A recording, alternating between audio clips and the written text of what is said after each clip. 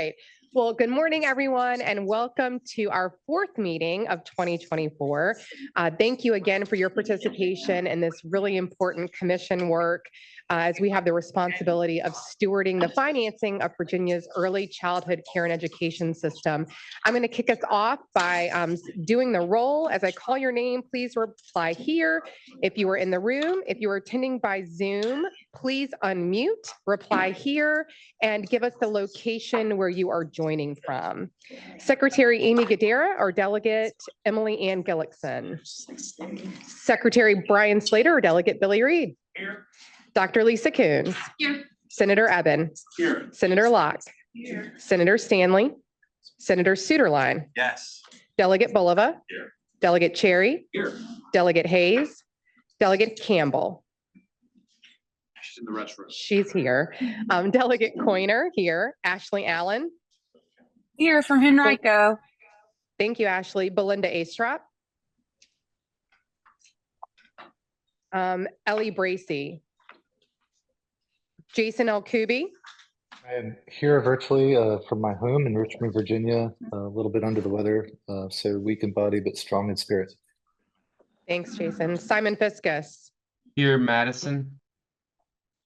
Shakiba Frazier. Kathy Glazer. Here. Edmund Hughes. Here. Sonia Jones.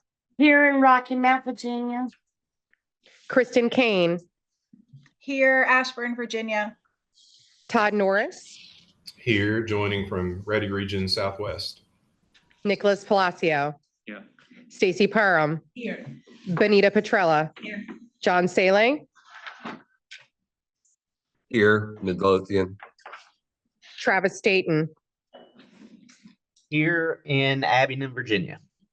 Gary Thompson. Here. Stacy Vance.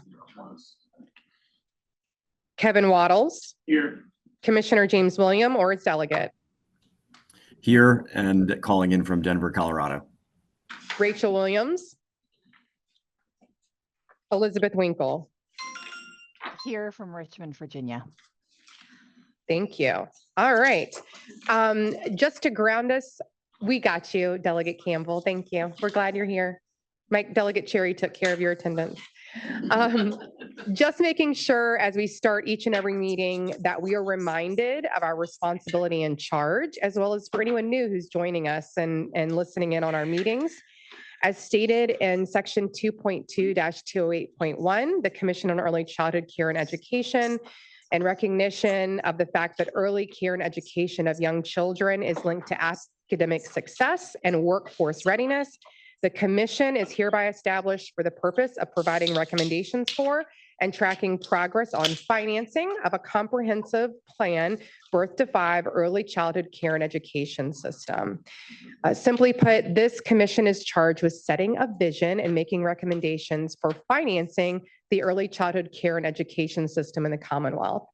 Our first and our ongoing task is to submit a report of our recommendation to the Governor and General Assembly by October 1st each year. Last year, I had to ask for a little extension. I'm proud to say that this year, that report was submitted by the Secretary of Education on time, and it was sent to the Governor and the chairs of the relevant legislative committees. So kudos to everybody here who participated in all of our sessions over the last year to help prepare for that report. Again, I'd like to thank every one of you for your time, attention, and insights you have brought to our commission. Of course, our work is not over. In addition to our annual report and the consideration of the 3 study bills, we have an additional charge in the budget to submit a recommendation by December 1st regarding the co-payment schedule, parental work requirements, and attendance expectations. So we still have a lot of work to do before then. So to help us navigate today's work and deliver on the high expectations for the commission, I'm pleased that we have Elliot with us again of Foresight Law and Policy, who will facilitate today's meeting. A couple of housekeeping items: restrooms when you came in, go past the elevators you came off of, and it's right down the hallway. This room is a little bit harder for folks who are participating virtually on Zoom to see us. So if you are speaking today, I know it's a little inconvenient, but it would be helpful if you're presenting or speaking to come up to the podium because the cameras don't follow us like they did at Reynolds. All right. So if you're able to come up here and speak, and if you're speaking at a table and you choose to stay there, that's okay. But ask that you do have a microphone so that all of our participants in Zoom world can hear the benefits of remarks. And with that, I'll turn it over to Elliot.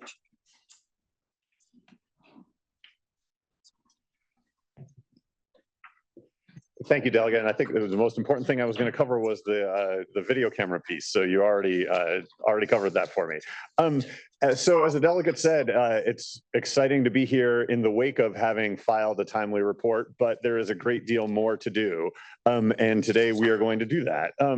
And certainly want to give, again, kudos to everybody for their role in developing the commission's recommendations and in leading to the report.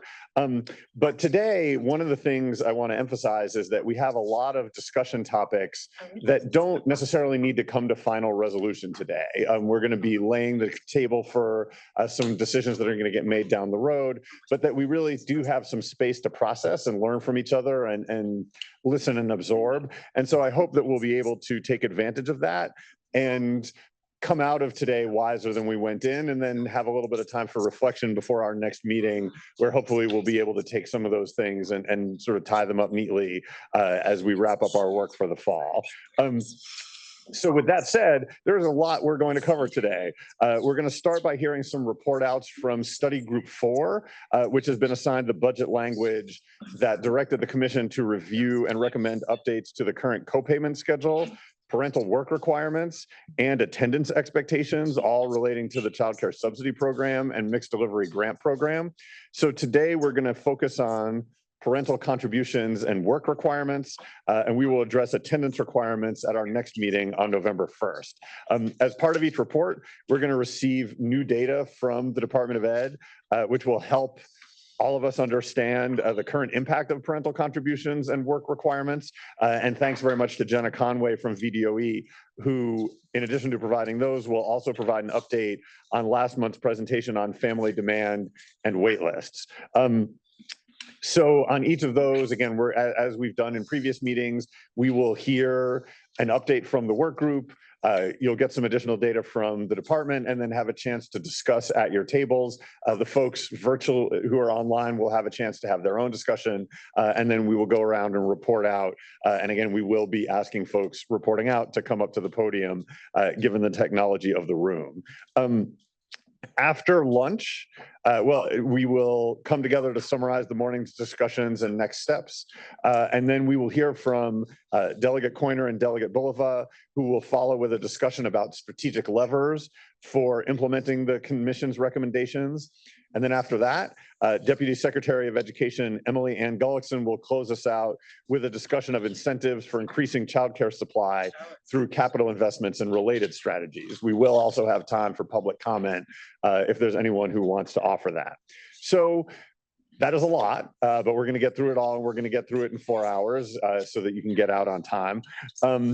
If you need at any point to get up, get water, get coffee, I have been told to be careful about the plastic cups that some of them may have leaks. So, you may want to drink your water right out of the can. Stick with coffee. Or stick with coffee, yeah. If you want to get that hooked up intravenously, we can look into that. Bathrooms, as the Delegate Coiner said, are sort of out and around the hall, should be relatively well marked, but take a break whenever you need. On your table, as always, there are sticky notes. If you have notes on an ongoing basis, please jot them down. We will collect them and try to incorporate them into the meeting notes and take advantage of your insights afterwards. And again, because we do have folks participating virtually, we will have members of the staff team monitoring the Zoom for questions and comments in the chat, and that we will manage our report outs to make it more accessible for them. Any questions on process before we dive into the substance? All right, so we will get into study group 4. As a reminder, for each of our study groups, we held virtual meetings for members who volunteered to participate in those study groups And in addition to the commission members, we did have staff from the department and from VECF to serve as resources. And so for each of these study groups, the groups reviewed information, heard from relevant constituents, shared some information and perspectives. Again, the goal is not to have the commission issue final recommendations, yay or nay. It's really just to process these these initiatives and send feedback back. So again, we're not going to have any votes on this. We just want to process it a little bit together and share some reflections back to the legislature. So Delegate Bulva, I gather you're on the hook to report about parental contributions.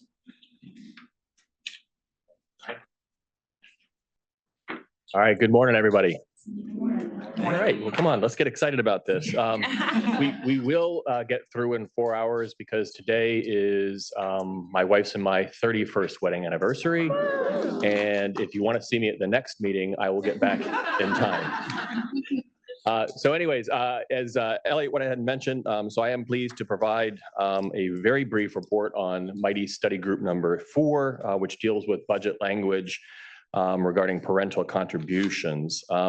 And so many of the items that we're dealing with, especially on the budget level, not only have to consider state budget and policy issues, they also have to consider federal budget and policy issues and regulations. And I think this is kind of a poster child for where that is the case.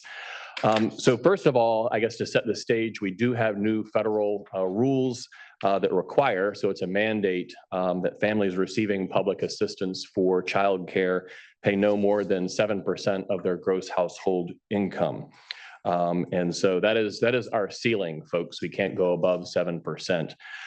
Currently, in Virginia, the family share or co-payments average 2%. And so in general, we are below that threshold. It's a little bit more complicated than that. So it's not just everybody pays 2%. There's different moving dynamics in there in terms of what triggers what ultimately a family will go ahead and pay. But on average, if you just kind of keep in the back of your mind, we are at 2%, which is a good starting point to be. And so that does leave some flexibility with respect to how Virginia structures its program with respect to parent co-payments. And I just wanted to kind of give you one example that we mulled over in the focus group. And so, for example, we have 40% of families currently pay zero in co-payments. And that's due to their financial qualifications. And so if they are at 100% or below the federal poverty rate, they pay 0%. If you take that into account, then there's room for what we want to structure to look like for the 60%, where we could actually adjust that percentage all the way up to 7%, depending on the family's ability to pay. And so essentially it would be something that starts at that 0%, and then we could construct a sliding scale that goes up to 7%, depending on family income. By doing this, and again, there's a lot of different ways to structure this, but the one that we really focused in on is that by doing this, you could actually result in an infusion of $27 million additional as a result of those family contributions.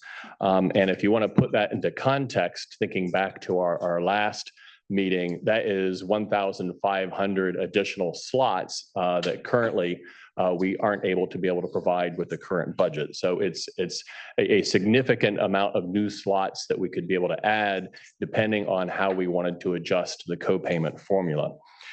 So the bottom line is really that the study group did feel strongly that we wanted to keep those co-pays as low as humanly possible, right? And so at those levels, and I think we've all felt this, families are struggling to be able to make ends meet and be able to afford childcare in addition to food, in addition to housing, in addition to a lot of other considerations.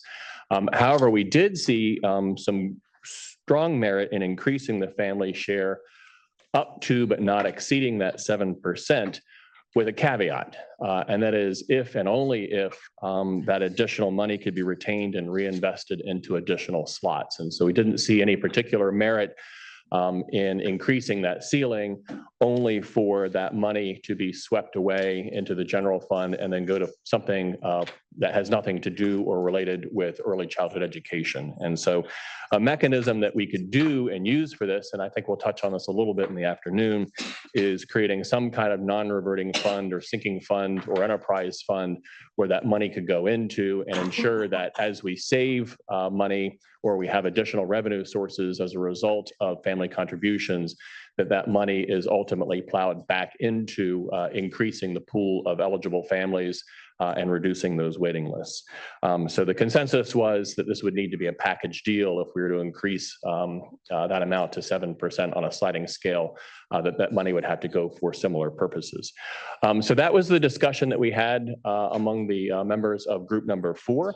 And now to dive in a little bit more about the details and tee up the conversation, we're going to hear from Superintendent Coons and Deputy Superintendent Jenna Conway. So anyways, thank you.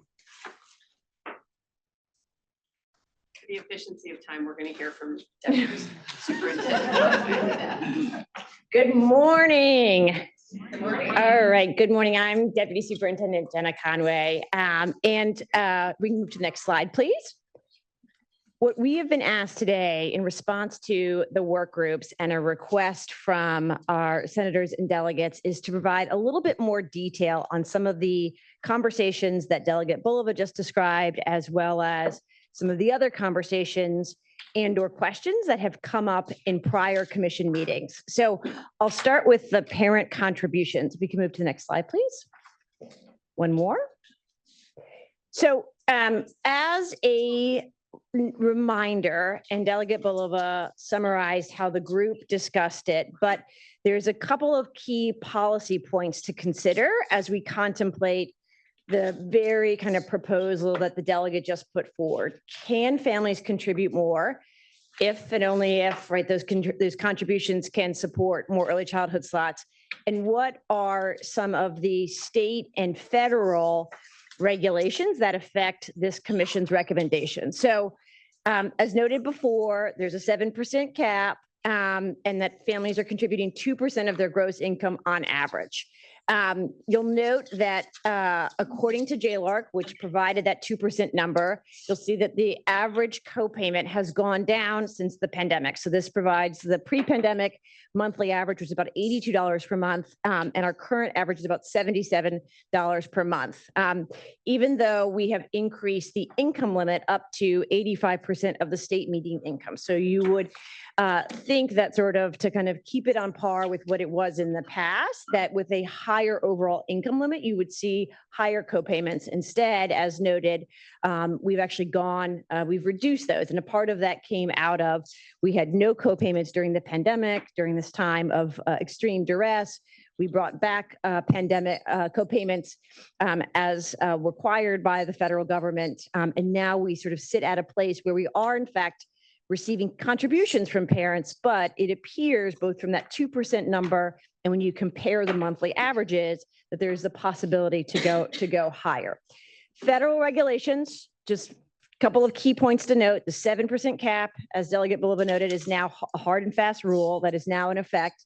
The feds encourage a sliding scale.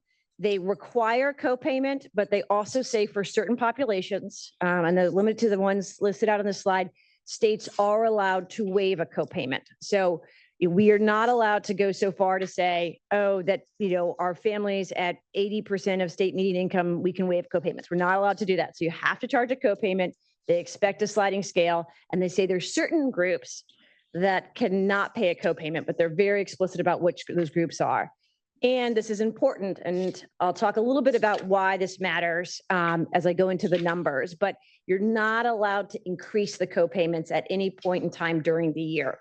So we have to be careful in our estimations. We might charge 7%, but if a family comes forward in January and their income is at X level, and we charge 7% of that, and then it goes up over the year, what might be in our data is a higher number at the end of the year, but we can't assume that 7%. So when we run our numbers, and I'll explain this in more detail in a moment, there's sort of what 7% says on paper based on the end of the year data, and there's what we actually collect. And what we've gone through and done for this body today is try to provide you with estimates for FY26 that reflect that actual.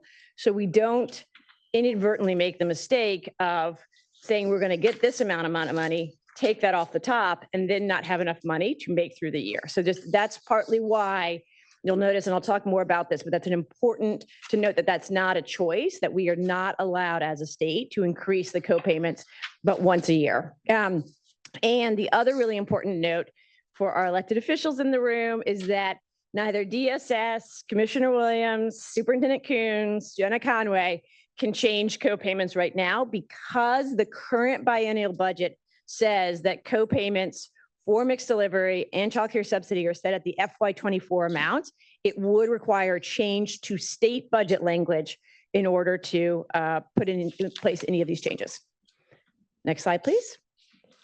Okay. Deep breath, a lot of numbers on the slide, I understand, but what we wanted to do, and you saw the analysis that Delegate Bulova talked about from Simon Workman last time that kind of looked at our numbers in the past and sort of estimated how much we could save, right? Basically to say parents could pay more and you could, as a state, get additional slots without having to kind of spend any additional state general funds. Because there was interest in that from the work group, what we have done is done some mathematical analysis for you that kind of takes the concept of that and then provides you with two scenarios to contemplate. We take kind of what actual co-payments we've received last year and then sort of prorate those up to the slots that you have in the budget for next year, right? So trying to kind of make an adjustment that puts us in real time with the understanding that this body is in charge of making recommendations for FY26. We then have 3 points of reference for you. The first is if we change nothing, what we think we would receive, assuming we serve about 45,159 slots of childcare subsidy. We then offer kind of scenario B, which is that you keep the current flat rate structure of the co-payment, so per kid, and that you kind of double that and add a small co-payment for parents under the poverty line.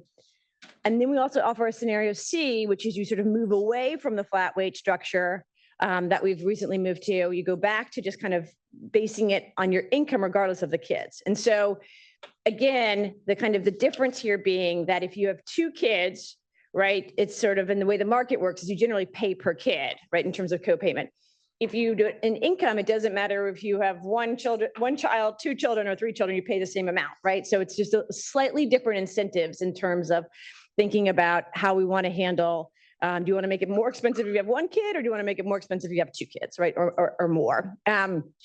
But both of these scenarios, scenario B and scenario C, would keep it below. And we've also gone in and made sure that we stay below that 7% cap. So basically the high level, and I'm going to go into detail on each of these, but the high level is if you were to double the current rate, keep the flat rate structure, you could bring in an additional $22.6 million, which is about 1,600 slots in FY26.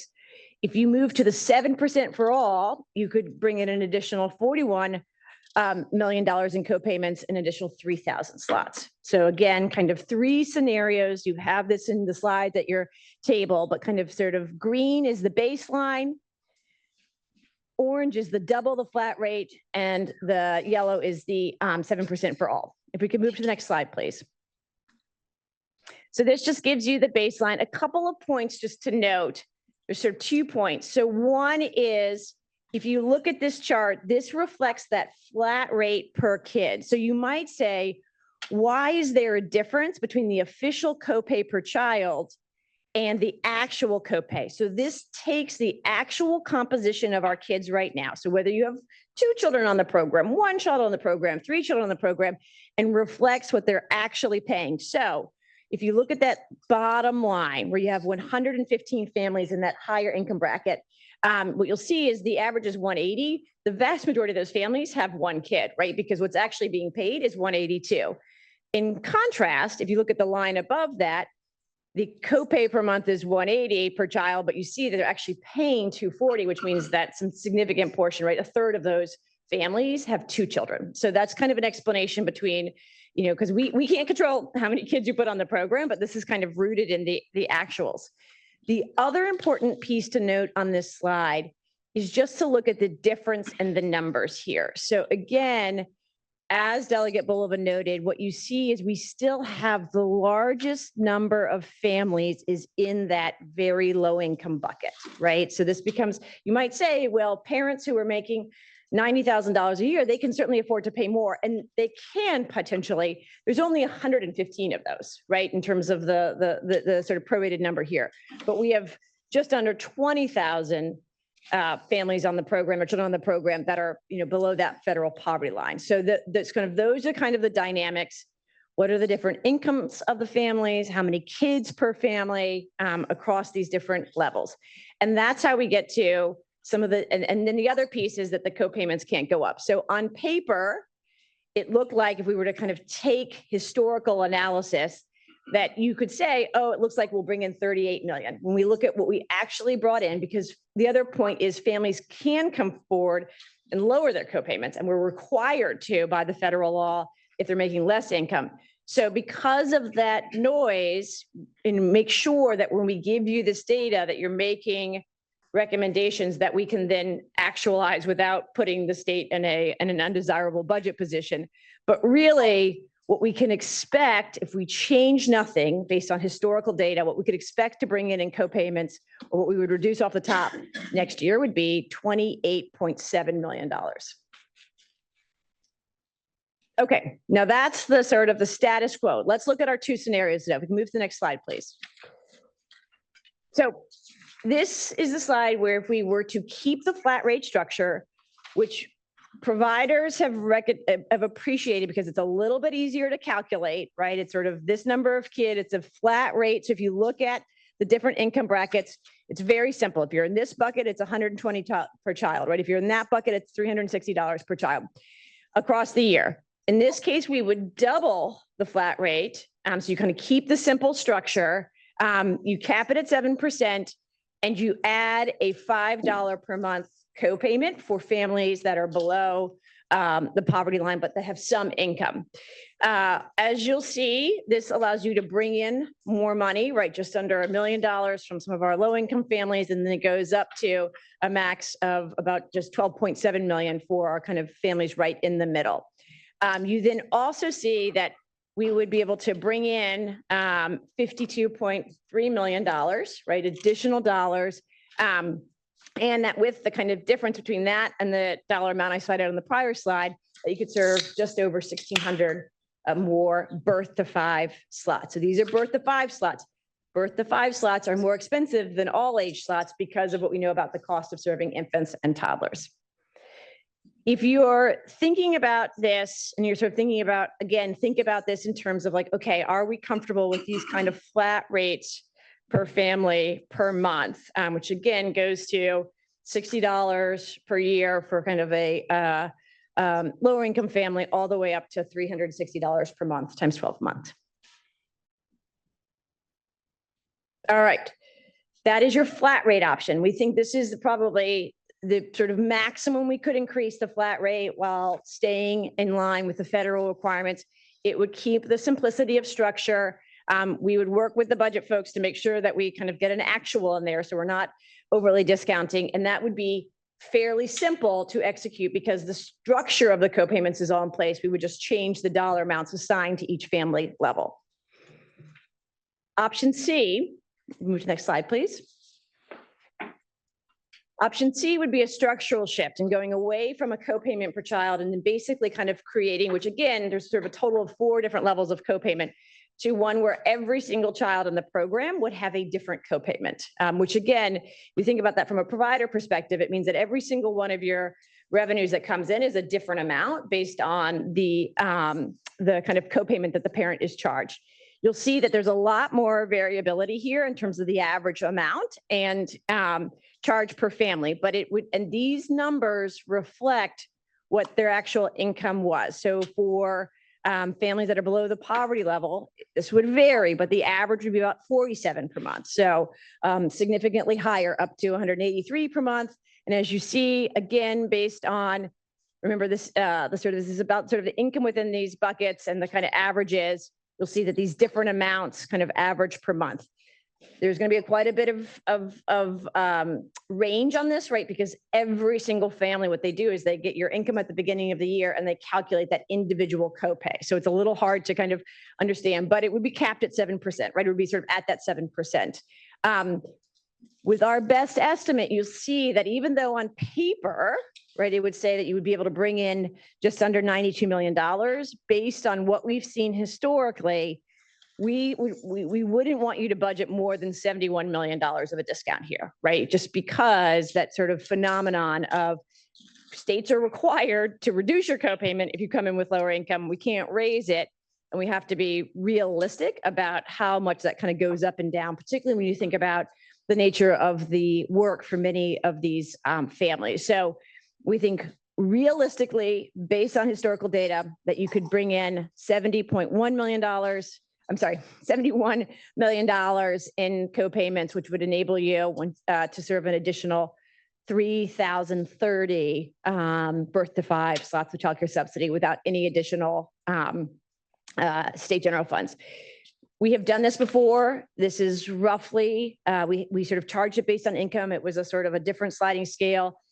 As you saw in the previous data, though, there's still a delta between sort of, this often does affect how families participate. So even though we had a 7% or higher set up pre-pandemic, what you saw, we still were only on average collecting $82. So there's some families will opt out based on income. I mean, what you mostly see happen is that upper income families with one child, it becomes less of a viable economic proposition than it might. But this is our best estimate on kind of historical data.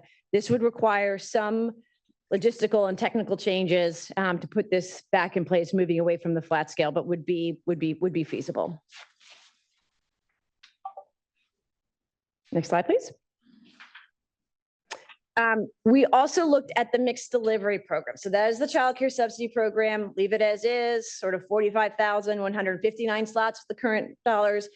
Increase it, double the flat rate, add a small copay for lower income families, get another 1,600 slots. Move to the 7%, you'll get another 3,000 slots.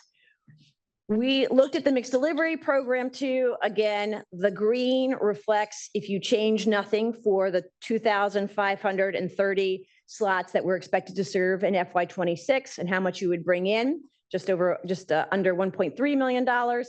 If we did the double the flat rate, here's what it kind of would look like. It would go from being kind of, $43 or $72 per month to kind of an average of $85 or $143. The same thing, $5 for our very low income families, $110, $200, $300 per month.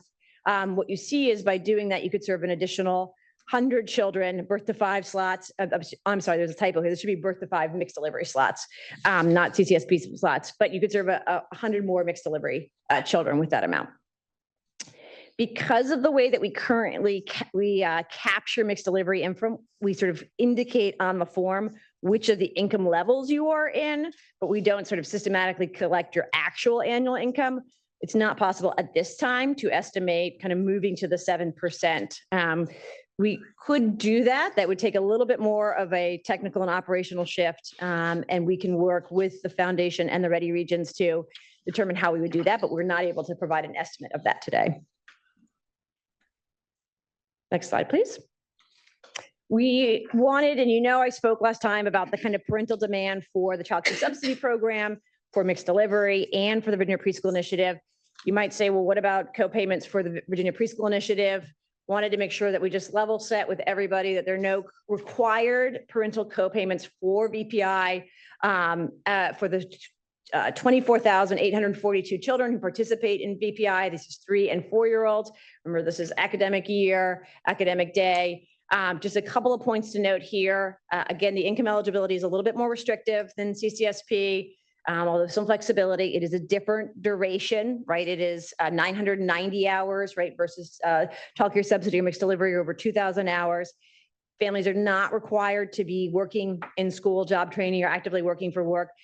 Because again, of the way that we capture our income cutoffs for VPI, it's not possible at this time to calculate the 7% of household income, although we could explore whether or not we can gather that data. And then the other kind of important note to consider here is that while VPI does not have parental co-payments, it does have a local match, right, which is contributed by local taxpayer dollars. And so this is based on the local composite, our budget language, which says the school division's ability to pay, and that is capped at 0.50 for the Virginia Preschool Initiative Program. So just kind of, again, policy considerations as we go forward.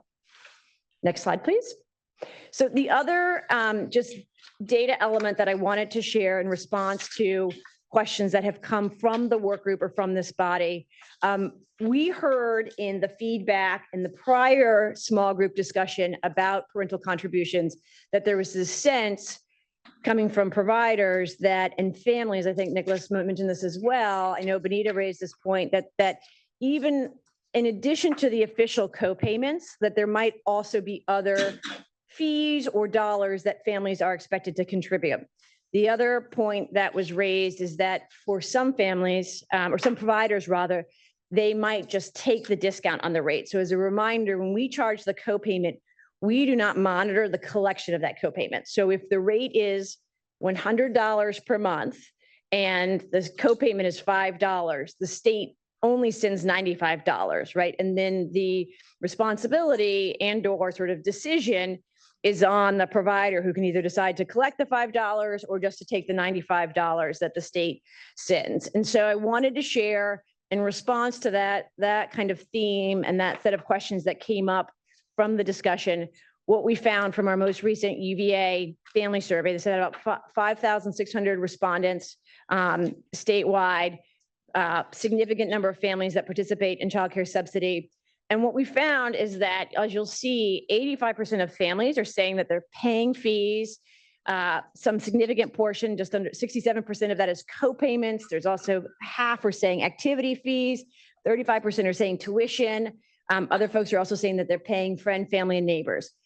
The reason we wanted to share this in response to this kind of data request is that from what we know of these families, only about half of these families should have no official co-payment. So for whatever reason, they are still on the hook for some amount of contribution to the center. So just kind of keep that, in consideration. So what that means is, and there's a couple of ways in which this could happen. So the first is, the state calculates a rate based on the cost of quality, but does not require the provider to charge that rate, right? So this is a kind of a voucher that's worth a certain dollar amount based on a state calculation. In some places, the private providers might charge more and a family might say, I want this service and therefore I will make up the difference. So in that case, you'd have the official co-payment and the difference between that.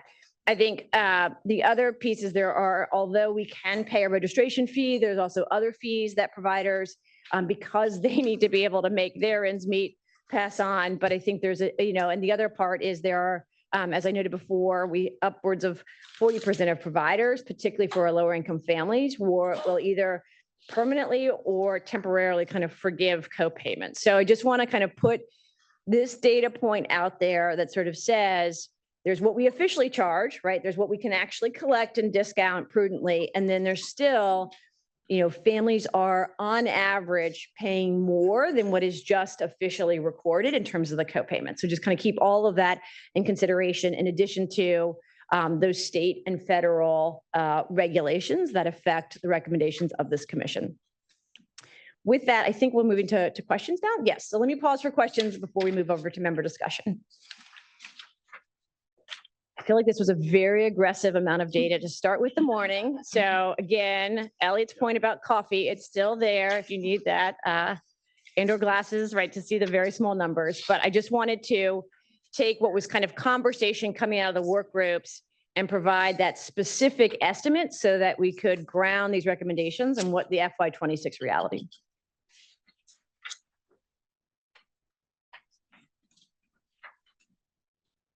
Yes, Nicholas.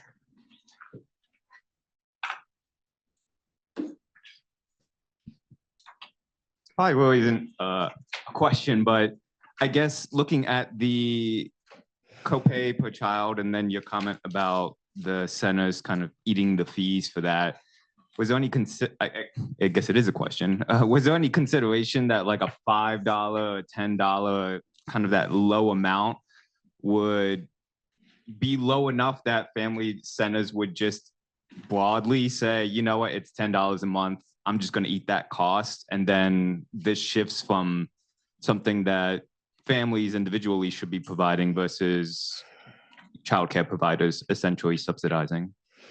So that is a great question. From our review and kind of discussion with other states, it's very much an unresolved sort of debate. I think there are certain states and kind of colleagues in our position who would say it is worth it, even sort of a small amount. And so some of you might have heard of the example, right, for, in sort of in Canada, like everybody pays sort of $10 or something like that. So there's certain places where people feel like it is a meaningful contribution. It's affordable for these families, right? And it kind of puts the kind of, and this is not my favorite term, but kind of puts the sort of skin in the game for families, right? So that there is some participation.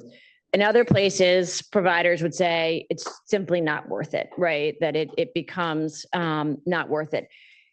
Arguably, it's interesting, Nicholas, to think about that table and just how many folks are providing fees, right? Which again, are fees do not tend to be a ton of money, right? It's maybe $150 a year. It's, divided over, 12 months, it's probably roughly about the same, right? Sort of just about, $12.50 per month or something like that. So, but yet those are also still revenue dollars for centers. So I don't think that there's clear consensus within the early childhood sector on, what it is. It really comes down to probably a values discussion and sort of what are, do you really want all families to contribute, or do you think that for a certain set of families that it is just, more reasonable to have those co-payments waived. And it's quite a mix across the country.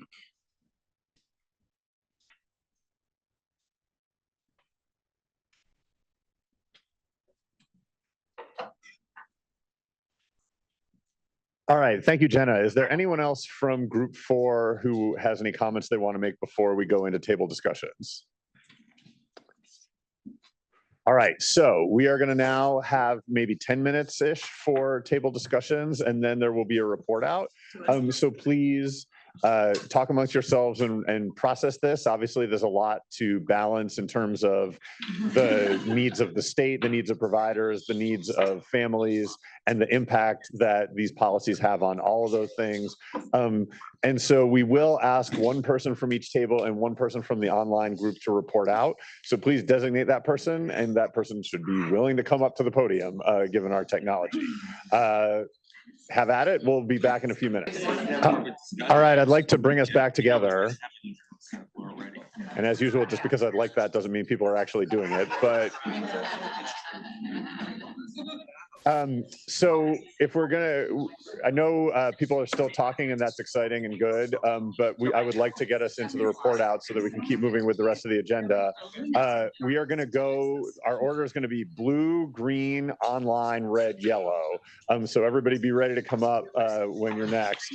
And so we will start with blue. For the record, this is Delegate Bulova saying blue is best and yellow is for last. On order of importance. Hello, everyone. So from our discussion, we talked about doing 5% and where that's something that we'd like looked at. We very much want the revenue. I specifically think of it as a good user fee to put back into this space, but I think everyone at the table wants the revenue. And to then use the revenue with the first priority being to add more slots, with it being as obvious as simply adding more slots. Then with the recognition that we often don't have enough workforce for it, so add as many slots as we could. And if we come to a point where we can't add any more, which is what I anticipate would happen because we lack workforce, then put that money into more workforce development so that we continue going down this path of doing it. Also, there's a belief that there is value in having the payments, no matter how small they are, in recognizing the value for the families receiving the service. And some of the discussions that we had at previous meetings, there was so many folks that struggled with attendance. And we think when people are paying for something, even if it's not a lot, it helps encourage that attendance as well, which we especially want for these children. So they're getting what the taxpayers paying for. And so that's our conclusion. We want the revenue.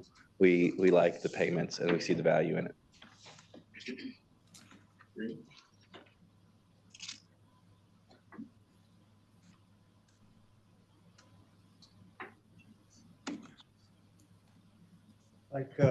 Like the blue table, we're interested in making the attendance, incentivizing that. We thought that everyone should pay something except for perhaps the homeless not perhaps, except for the homeless population.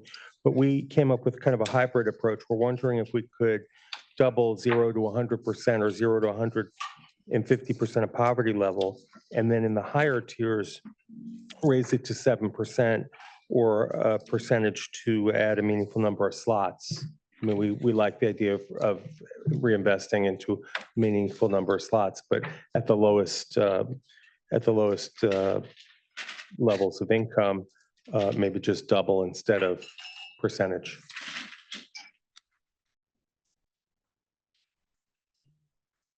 Thank you. And one thing I want to clarify that's been sort of touched on by both of the groups is that, and I checked this with Jenna, is that the 7% and the doubling were meant as a sort of like outer boundary, and that there is flexibility to do different things within them, which, Jenna, if I'm correct, the green table suggestion was sort of almost sort of different levels and having a sliding scale that accounts for different abilities to pay and different incomes is in fact permissible. Next up, we will go with the online group to report out. This is Commissioner Williams. Had some good discussion about some of the administrative burden potentially of the percentage approach. But in general, DSS at least is in favor of the percentage approach, 7%, and maximizing that cap with income rising. But I think it's important to think about from the provider and the client's perspective, how do they actually determine what that dollar amount is? Maybe because they don't know exactly what their gross income is. And so would it be possible for some type of tool to be developed so that the co-payment amount would be clear to the family and the provider on an ongoing basis? And I thought that was a great discussion that we had. I also just want to highlight from a DSS perspective that increasing, the co-payment to 7% would free up, based on superintendent's presentation there, would free up thousands of slots for families that are typically the families that are taking on children as foster children and kinship placements. And so from a DSS perspective, that would certainly line up very well with trying to support families that are taking on kinship placements. And that's one of our priorities as well. All right, thank you. Apparently there were two online groups, so we will now hear from the second one. We failed to appoint a spokesperson, so I'll just go ahead and jump in. This is Todd Norris. So we had a lot of good discussion, largely around the structure of the scale.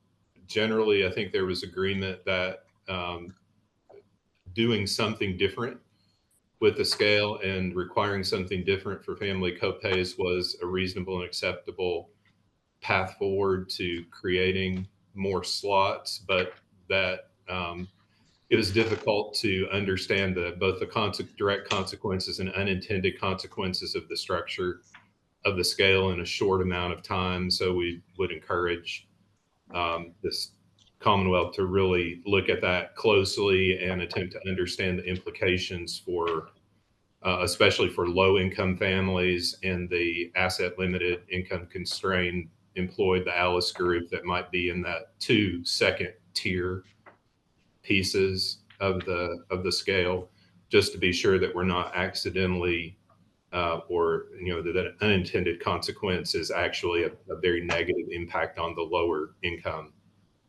families. Hopefully that reflects our discussion. Thank you.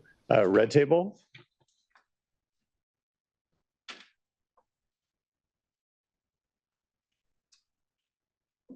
Being a table of providers, we kind of looked at this a little bit differently and maybe had some different points that we were talking about. One of the things is, what's the break-even point for raising the rates versus pricing people out? And the idea that sometimes you can create this middle ground that people are making too much to get help, but yet they can't afford it. Yeah, I'm in that situation, maybe with my kid, that I don't get any scholarships because I make too much money, but then I can't really afford to send my kid to college. And I know we're looking at the other end, but that's kind of what happens when we don't look at that or pay attention to that. And in that, making sure we're meeting our expectations for who we are meant to help the most, which are that biggest band of low income people. And if 40% of the centers, according to the data we just heard, are writing off the copays, then if we raise the copays, who are we really putting that burden on? Because if we're making the centers have to go and chase that, are they chasing that? Or are they just saying, I'm just going to take what the government sends, I'm going to support my people, because they may not necessarily be able to afford a higher copay. And then for the centers, there's a surety in knowing with the flat rate versus a percentage what they're going to be getting on a routine basis.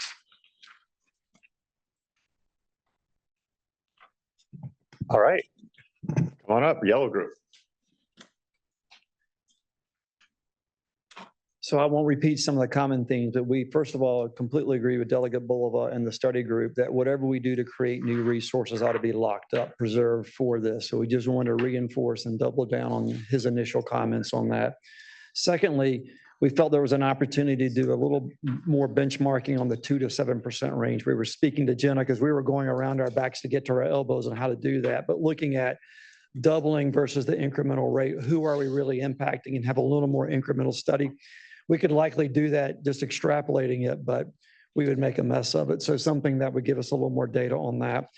And then we spoke about benchmarking, particularly states that we see contiguous to us, competitive with us, whatever it is. What are they doing? What are they doing as it relates to proportionality, income levels, and what can we learn from them about methodology that may or may not be successful as you make pivots and copays? Those are the three main things from our group.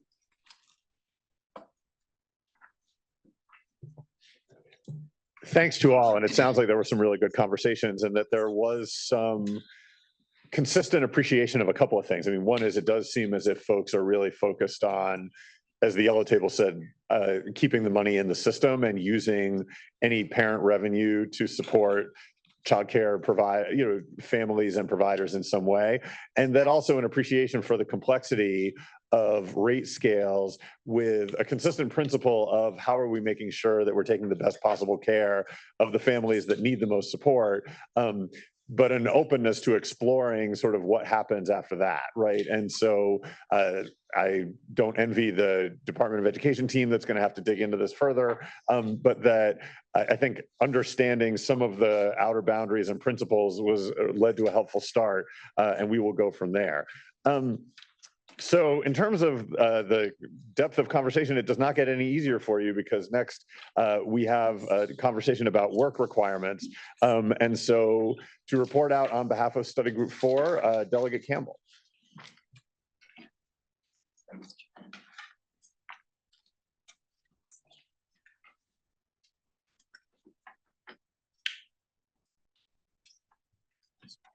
I'll put this down here to short person level. So study group 4, it is complex, the work requirements. I think it's important for us to remember and just review that in order to be eligible to participate in the child care subsidy programs in Virginia, the participants have to be either working, job searching, or in some sort of workforce training, or a combination of those, which makes it really complicated. Federal requirements they give states the leeway of determining what those length of timeframes are for, making yourself eligible by participating in workforce job seeking. And in Virginia, we don't have a requirement. So that was a sticking point for us.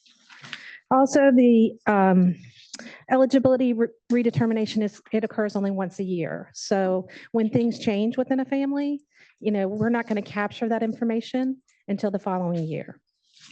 So based on this, we would like to see defining some sort of time period for which families could and have to be engaging in a qualified activity. We also want to provide enough flexibility so that when extreme, different, and difficult circumstances happen within a family, we have some flexibility there. We want to make sure that we don't do any disruption to families and children that are participating in the program. And most of all, we want to serve as many families as possible.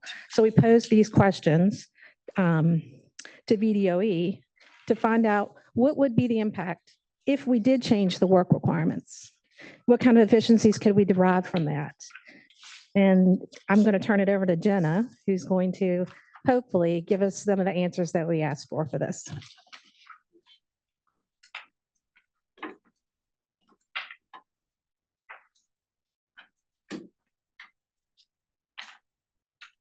Thank you, Delegate Campbell. Next slide, please.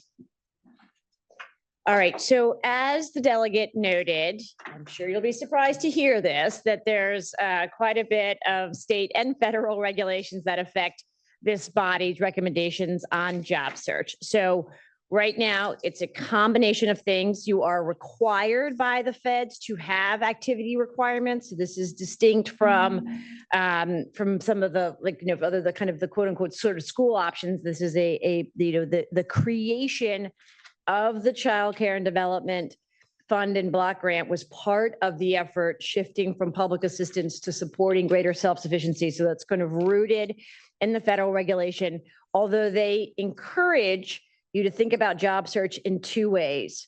One of which is if a family loses their job, right? A parent loses their job, not having them kind of immediately have to kind of pull out of childcare, come home because it's nearly impossible to find another job, right? If you've lost your childcare.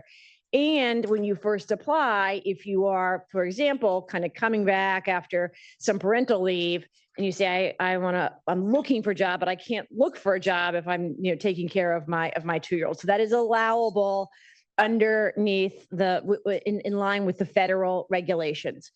Our most recent JLARC Child Care and Self-Sufficiency study found that although local staff were supportive of that in concept, and these are the local staff that work at our 120 local social services offices across the state, there was some concern on there not being a time limit on this. So, that you could look for work, but for how long would we allow a family to have a slot while there's another family that's actively working or in school or in job training? And that was the kind of concern that came up from the field.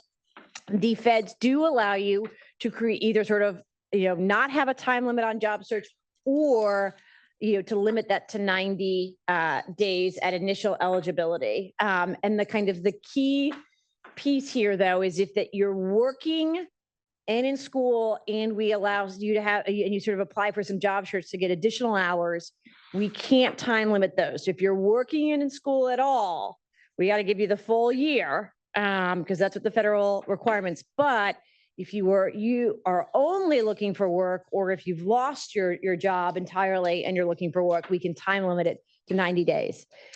Similar to the point about co-payments, as part of the new framework that we talked about in our last meeting, you would require change to the Virginia budget if we wanted to change the work requirements for either the child care subsidy program or the mixed delivery program, because they're currently codified in section 12510 of the biennial budget.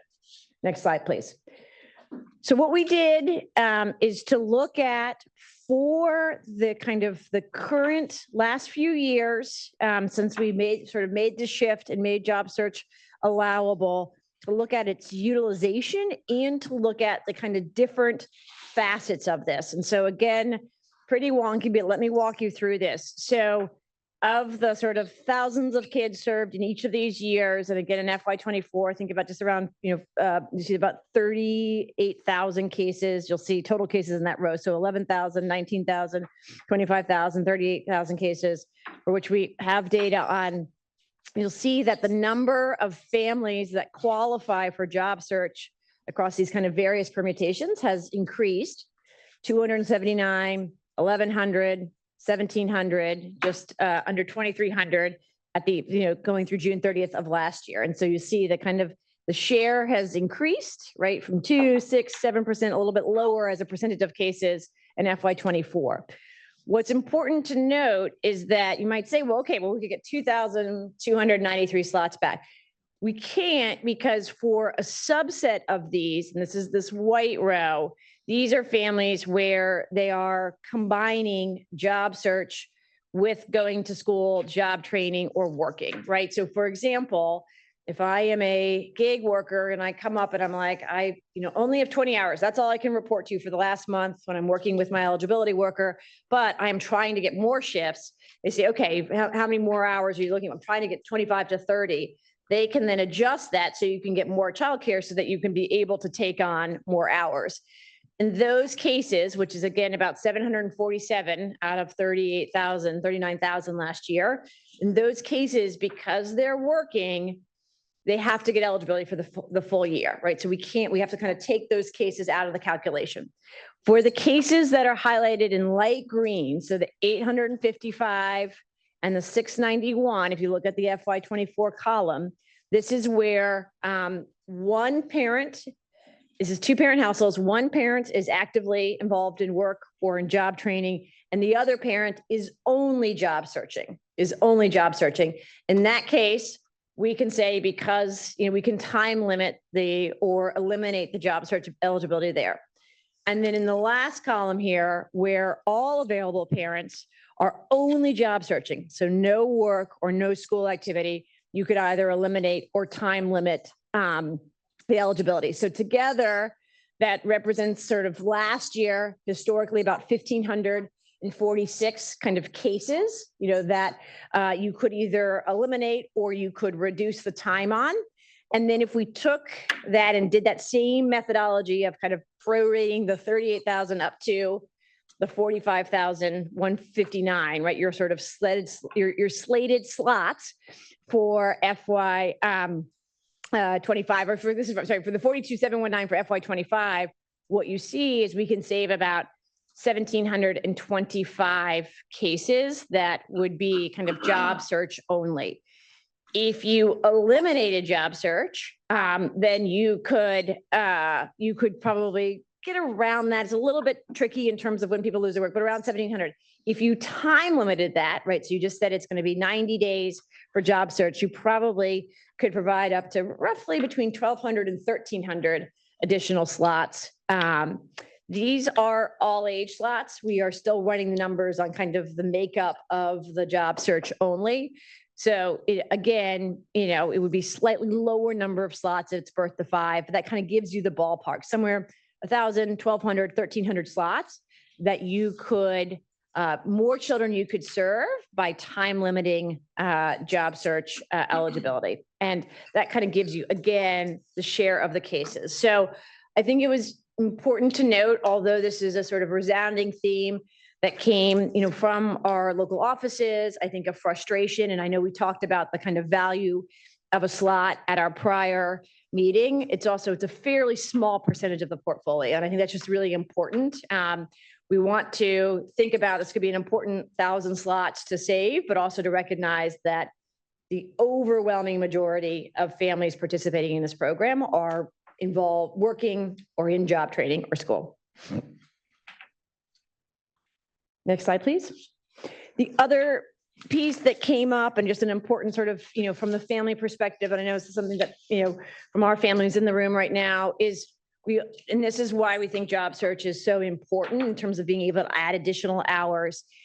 Right now, and Benita and Delegate Cherry and our providers know, you don't match the childcare offering to the work hours of your constituents, right? So if I can only get 6 to 2 at the Amazon warehouse, I can't just pay for 6 to 2 at the childcare center, right? And so part of what we just wanted to share and why we think job search is so important, in addition to working, right? We wanted to kind of sort of delineate between job search plus working versus job search only, is that our families are, for a variety of reasons, actively seeking to work more or upskill, right? And so just this idea of when we ask those, thousands, 5,000 plus families, kind of what they would do if they had more hours of childcare, what you see is that, a third of them are like, I'd, find a different job. But more importantly, just under half of them would say, I would work more hours or more days, right? And then, 60% would say I would kind of try to kind of gain more skills, go to school or job training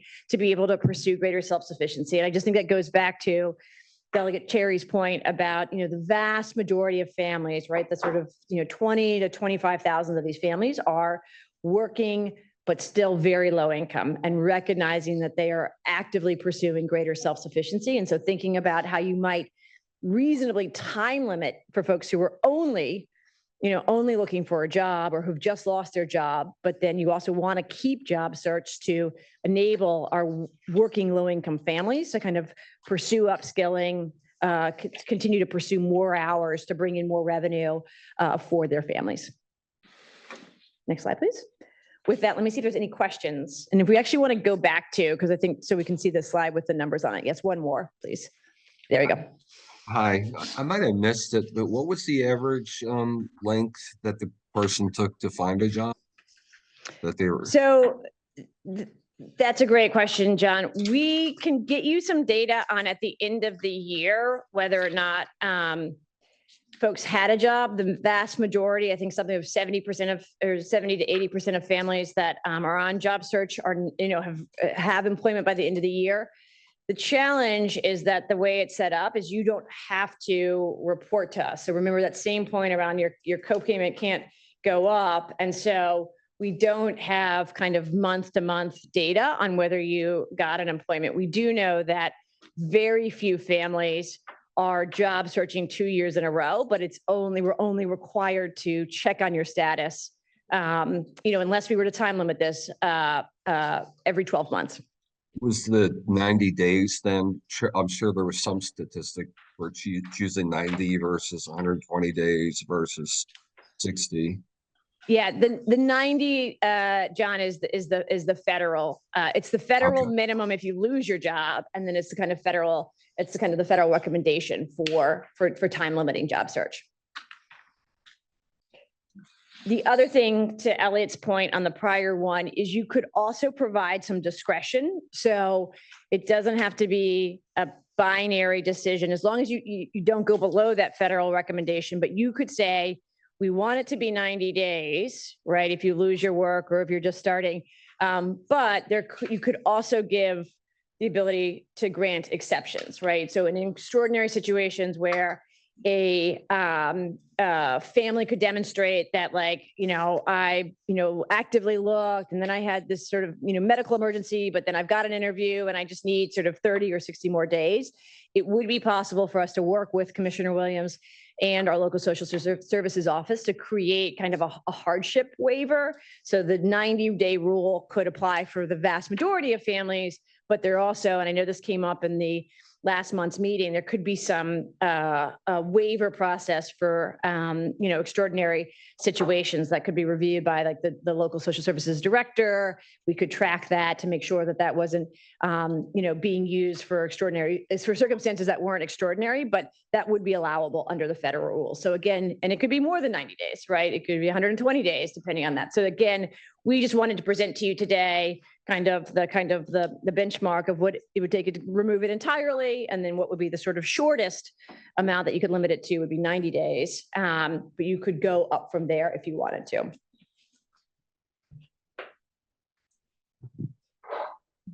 Delegate Corner and I were just sidebarring, make two questions, Jenna. One is, what's the requirement for number of hours they need to work to be still in the program? But secondly, what if I lose my job, scale back to a part-time job while I'm looking? What's the applicability of that? Again, it may go back to part one of the question. So we basically authorize you based on the hours of work and job search. So if you come to us and say, I am only working for 5 hours. I'm not interested in looking for many more. Like, we will limit you to the 5 hours of care. If you come to us and you say, I have 25 hours and I am actively going to look, then we can give you more, and you have to demonstrate that you're looking for more. So it really, the cases are authorized based on the hours. And then it has to be a permanent change. You have to lose your work. So if you go down from like 25 hours to 20, but it's just 1 week, you would stay at the 25 hours. So the federal law says you're only allowed to end the service if it is a permanent losing of your job. So that way you don't have to go back to, the social services office every 2 weeks. If you're somebody who's working, with Amazon and you're just getting your schedule every 2 weeks and it goes up slightly down and up and down slightly. So a follow-up question to that, based on if you only have a 5 hour that you're working, but you get I'm assuming, do you not get, let's say that your commute is 30 minutes there and 30 minutes back. Are you able to submit the time for your commute? You can. Okay. So we talk about the 120 offices do the kind of authorized hours, which they can sit down with the family and look at kind of what the work hours are. They'll look at kind of the schedule, come up with the sort of the best estimate. All right, what's the max you'd be willing to work? What's the commute time? All of that's accounted in terms of your authorized hours.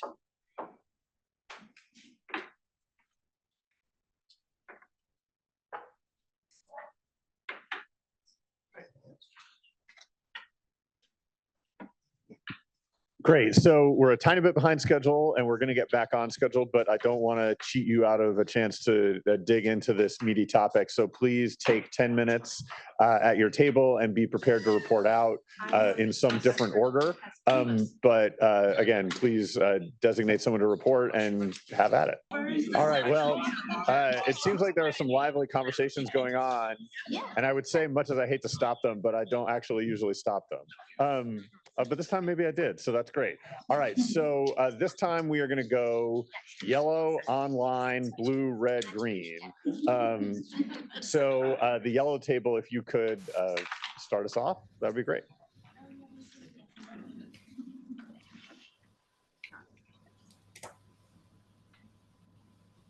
First, I think they placed me with this extremely powerful team that we have a member who assigns who's going to speak. And I think she does it to avoid getting another turn here at the mic, but the method works extremely well. So here were the kind of questions, discussion points from our team. There was one conversation about, is there a way to prioritize individuals who are kind of searching for jobs or who may have received jobs or in training so that they can go to the front of the list? Is there a way? One of the statement talks about individuals having to work more, and that was just a discussion about, do we really want to incentivize individuals on the work more part of this so that they can have time for family and other activities?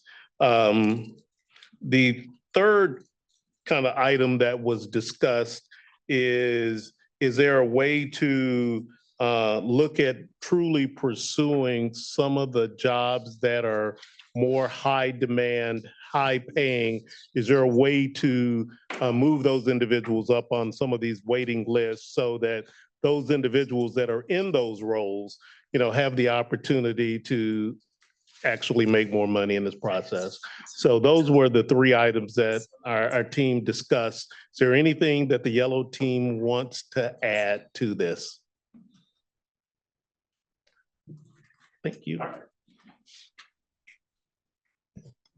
All right, great. We go next to the online group.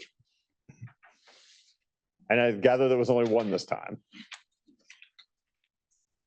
All right, if there was only one, then I'm the speaker for the online group.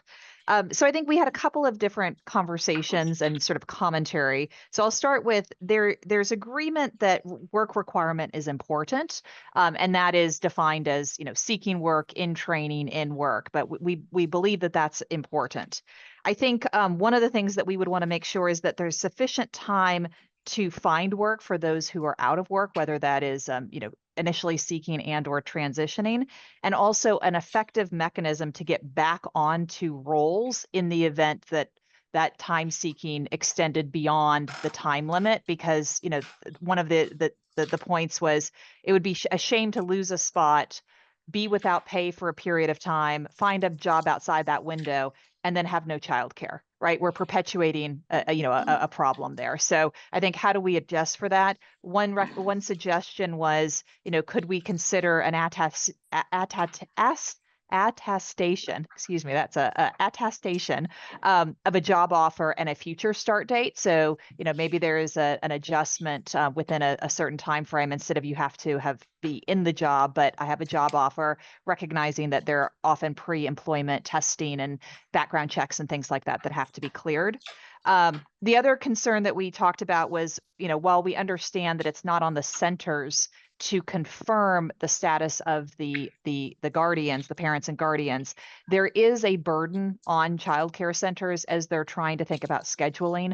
And an example we talked about is, particularly, childcare centers that have a maximum of, say, 12 children, they might actually have 20 children on their roster to fill out that kind of full-time care because of the 5 hours here, 20 hours here, 25 hours here. And so I think, in thinking about wanting to increase the supply of childcare centers, how do we do so without being overly burdensome, particularly when we're also talking about co-pays and other mechanisms that the childcare center will have to shoulder as well.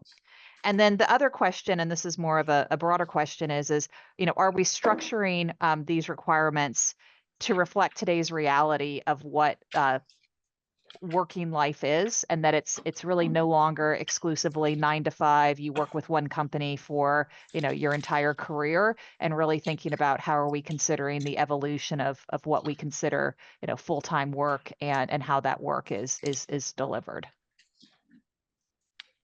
Great. Any questions for the online group?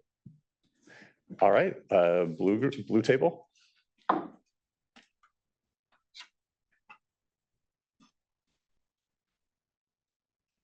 All right, so initially the blue team was thrown into pandemonium and disarray because Senator Suderline announced that he didn't have a strong opinion on this particular topic, but we did regain our footing. Generally speaking, we were supportive of the idea of having a timeline. 90 days seemed like a good place to start. I do think, I guess, riffing off of some of the other comments, is that we would like to be able to really look at what is the actual average length of time for somebody to be able to get reemployed, so that we're not setting something totally arbitrary and having to create an administrative burden if 90 days actually isn't long enough in order to be able to find a job, or at least on the outside of that. I think regardless, flexibility really was key, and I think we heard that from some of the other groups. So we wanted to make sure that we are especially avoiding unnecessary disruptions for the child. I think that was first and foremost in our minds. And then just the recognition that every family situation is going to be vastly different. And so we wanted to make sure that there was whatever time period that we choose, that we ensure that we recognize that we're going to have different family situations. I think there are two challenges that are mostly with the design of the program. So as we get into the weeds as far as how we do this, one is how to make sure that we have flexibility without being too arbitrary. We want to make sure that there are some kind of guidelines out there, or some kind of metrics to make sure that there is some consistency with respect to this. And the other one is, so if you do get at the 90 or whatever time period we have, what is the hurdle there? Is it that you have to show really good cause for going above that 90 days, in which case the 90 days is more of a hurdle? Or do you just have to be showing that you have forward momentum and that it's easier to go ahead and grant that extension? So those are things that I think are going to be important, once we decide on what the time frame is in terms of how you actually design the program.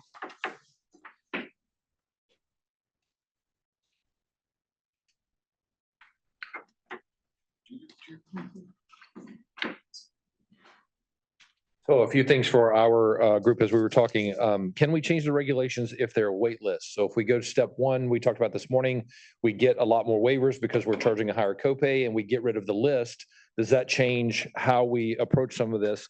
Because if we have someone looking for a job and someone behind them that doesn't have a waiver, that's going to lose their job and we're going to lose them in the workforce, how do we make sure that we are getting those people their waiver so that they can get into the childcare so that they don't lose their job? The attendance requirements to make sure that people that are using the waivers, that have the waivers are using the services. And we talked about, because we have the superintendent with us, about using some of the K-12 criteria in terms of doctor's notes and documentation when people aren't there, that there's a reason why they're not there and they're not just not showing up for the day and not using the service. And then those that are searching for a job, how do we make sure they're actually searching for a job? VEC requirements are, we'll say, lax on how they document whether someone's actually looking or not, or people just putting in applications that they're not qualified for just so they can say, oh, look, I put in all these applications. And so those are the things we talked about at our table.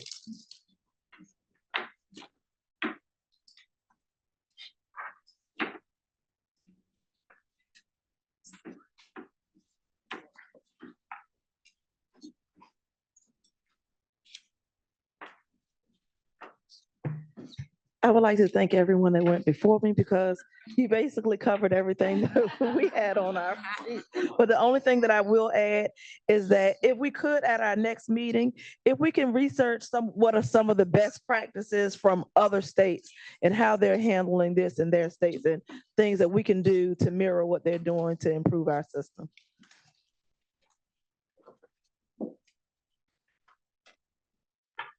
Gosh, and everyone at the yellow table was complaining about going last the last time. The green table took full advantage.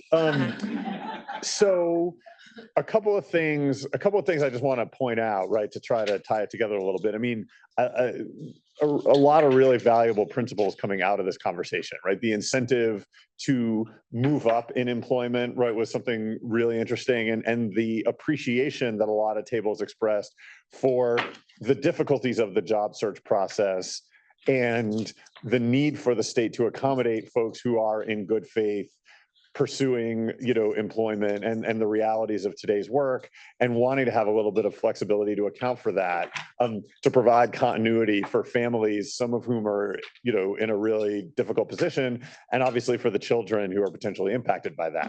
That having been said, as the red table pointed out, there is an importance that be in good faith because there's a lot of demand for the program and that you want to make sure that you're serving families who are really sort of actively engaged in meeting the requirements. There are no magical right answers that solve all of this, but that those principles can guide some of our future conversation and hopefully whatever requirements are put in place. And it will almost certainly be important for this group to monitor this issue over the years because any changes made will undoubtedly have some positive effects and create some unexpected outcomes. And so making sure that you're continuing to balance these principles appropriately is going to be an ongoing body of work. But appreciate the thoughtfulness everyone put into it and the progress that we made today. With that having been said, I want to turn it back over to Jenna Conway with an update from the presentation last month on family demand and CCSP waitlists.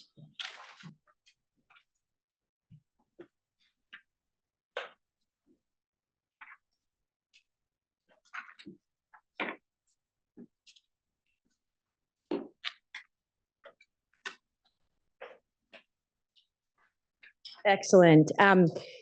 But before we jump in, I just want to pull out a data statistic from last year. I was thinking about the point made about kind of what industries these folks are working in. And if you'll remember last year when we talked about the potential fiscal cliff, we looked at the 37,000 families that you could lose their slots. The single largest group was human services and social assistance, including childcare educators. So it's not traditionally seen as a high wage, high demand job, although we've been able to do that for G3, but it's followed then by education, retail, hospitality, and then government. So just as a reminder, these are not coding or welding jobs, right? Those are often folks that make more than our income allowable, but these are still absolutely essential positions. And, you know, again, there's kind of, it comes full circle when I saw that stat and think about our conversations about childcare educators, and our providers can't find enough childcare educators if they can't find childcare for their children. All right, next slide, please. All right, so where are we in terms of what we know about parental demand? So the ask, and you'll remember that Delegate Coiner asked me to do math, and she thought just because I've come and presented so many numbers on slides that it would be fine to ask me to do multiplication in my head, but I did not pass my, executive level standard of learning assessment, and told her that I would have to go back and crunch the numbers, which we have done. But we wanted to provide an update for you on what we know about wait lists. So the summary here is we continue to see dramatic growth in our child care subsidy program wait lists. We still are seeing the same trend of about 2/3 of families are seeking options in the private sector, whether that's because they have infants and toddlers, whether that's because they need full day, full year, but these are public-private options. And about 1/3 are public school. We don't have reported changes for you for mixed delivery or VPI today. We can potentially bring those next month. We will not have full VPI enrollment data. We capture that as of October 1st, and so are gathering that data now. And then the other key point is because of the status of this data, we are not able to complete the sort of duplication analysis, but we are continuing to work with our partners within the DOE and at DSS and prepare to, as soon as that is available, we'll bring that to this body. Next slide, please. Here is what we know about child care subsidy program wait lists. So just as a reminder, this was established in our budget that all programs would be required to keep wait lists as of July 1st. We began tracking this measure as of July 28th. We were taking kids into wait lists, but in terms of our statewide, the first time we were able to run the numbers. And as of October 1st, there are 9,657 children on the child care subsidy waitlist programs. This includes infants, toddlers, preschool, and school age. These are actual children. You have to go through the process, be eligible on the waitlist. They are distributed across 93 of our 120 localities. The other localities either have enough attrition or, are using have just not seen the sort of the same level of demand.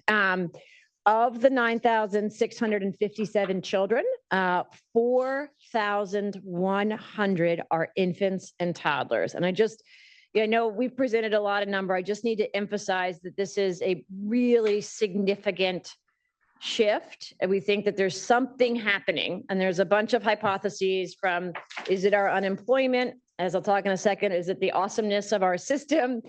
Is there just something sort of demographically shifting in terms of when parents, whether it's a solo parent household or a dual parent household, want to return to work post the birth of a child? But we are just seeing tremendous demand. We are also hearing this from providers that they cannot keep with the infants, they cannot keep up with the 2-year-olds. While there's sort of, again, there's still some demand, about 2,800 slots for preschool for 3 and 4-year-olds, but the largest single percentage of this wait list is infants and toddlers. As a reminder, with the just exception of Early Head Start, which is a few thousand kids statewide, this is the only programs that serve infants and toddlers or child care subsidy and mixed delivery. You'll see that the birth to 5 subtotal, so is about 72% of the wait list is birth to 5. And then the remaining 38% is school age, about 2,700 of these kids. Many of these are potentially same households. So we know that just roughly speaking, about 75% of the households overall in the child care subsidy program have both a school age and a birth to 5 child. So it is the idea that you're like, oh, well, we should consider what we want to do about school age, but just to note, there are some interconnections between those numbers. But again, the big takeaway is just the kind of extraordinary demand for infants and toddlers. We are seeing a slowing in the rate of growth, and I'll share this data in a moment. But while it really exploded in the beginning in terms of July and September, we're starting to see a little bit of that slowdown. I think some of that is to be expected, as you heard from providers, and I heard when I was in Martinsville yesterday directly from providers and families. It's really hard to know what to do with a waitlist slot, right? Like you can't work on a waitlist slot. You can't put the waitlist slot in front of the 1-year-old and go off to your job, and you can't make payroll on a waitlist slot from the provider perspective. So some of this we think is understandable. We also think that there was some of it also is probably cyclical, as you think about with like jobs reports, that around the sort of start of school years, there's more of a push, probably less so between September 1st and October 1st. Next slide, please. This gives the breakdown of the kind of demand by the 9 ready regions. So again, as a reminder, this reflects infant, toddlers, preschool, and school age across the different kind of blue, orange, and then black. And then above that, kind of a percentage of overall demand. You'll see kind of the most pressure in terms of a percentage per capita in central and in north central areas of the state. And actually Chesapeake Bay as well. And then sort of similar kind of some pressure, southwest, west, south side, Blue Ridge, a little bit in southeastern, a little bit less in capital area. A couple of reasons for that. I know we talked about this last time. Historically, they've served a greater percentage of kids, and some of the localities also offer their own vouchers. So when we talked to the locality, they said that had been sort of some of the pressure since the state created the wait list, that they were funding more local vouchers in the capital area, namely the Fairfax, the Office for Children. Next slide, please. This just presents that kind of, again, you'll see the statewide average continues to inch up, and the kind of the variety across the different areas of the state. And then this gives you the math on that rate of growth. So the orange line is the birth to 5, and you'll sort of see really dramatic growth from August to September, over 141%. When you look at September to October, that drops down to 25%. Now the base is getting bigger for you mathematicians in the room, but also that just has to do with kind of a different rate of growth. And then the blue line is all children. So that is birth to 5 and school age. All right, to the math question. I think we wanted to make sure we kind of present these numbers with some context to the points raised earlier. As you see, this is a pretty significant amount of state general funds that would be needed to address the number of children on the wait list. Obviously, these dollar amounts would look different if you made some of the policy shifts that we discussed in terms of thinking about the time limit for job search, contemplating having parents, remaining under the 7% federal cap, contribute more to help address this. But if we look at the numbers, what this chart presents is kind of what would be needed to resolve the wait list as of today. So for the 6,916 birth to 5 children, now these are more expensive children because of the teacher-child ratios that are needed to keep babies and toddlers safe. But if you were to address 100% of it, it would be just around $94 million. And then what you see is we kind of went down. So what is 75% of that, half of that, 25% of that? Just again, to the point that Elliot raised, just to kind of give you sort of thinking about a ballpark range. We're not recommending kind of one or the other, but that just kind of gives you the range. For the 2,741 school age children, it'd be just over 18.5 million. So you're like, wow, that's less per kid. It is less per kid. Remember that school age is only allowed to be full-time during the summer and is after school during the school year, right? Child care subsidy is not allowed to pay for private school. And then you see that goes from, if we were doing 75% of school age, 14 million, 9 million, just under 5 million. And then to solve the wait list in entirety, our low end estimate is 112.7 million. Slightly higher end would be up to sort of 117 million, just again, using rates of actual spend. The key factor being here that birth to 5 is slightly more expensive, but on the other hand, birth to 5 also is the priority for this commission, and birth to 5, as I'll talk about in a moment, has the robust accountability system of EQB5. before talking about VQB5, let me pause here and see if there's any questions that folks have about these estimates. And now you understand, Delegate Corner, why I didn't want to do all this math in my head, but this is all rooted in actuals, the family composition, the income composition. So this is kind of our most accurate based on what we know as of October 1st. Jenna, I have a question. Yes. When you are looking at waitlist, how often are we recalibrating to understand attrition?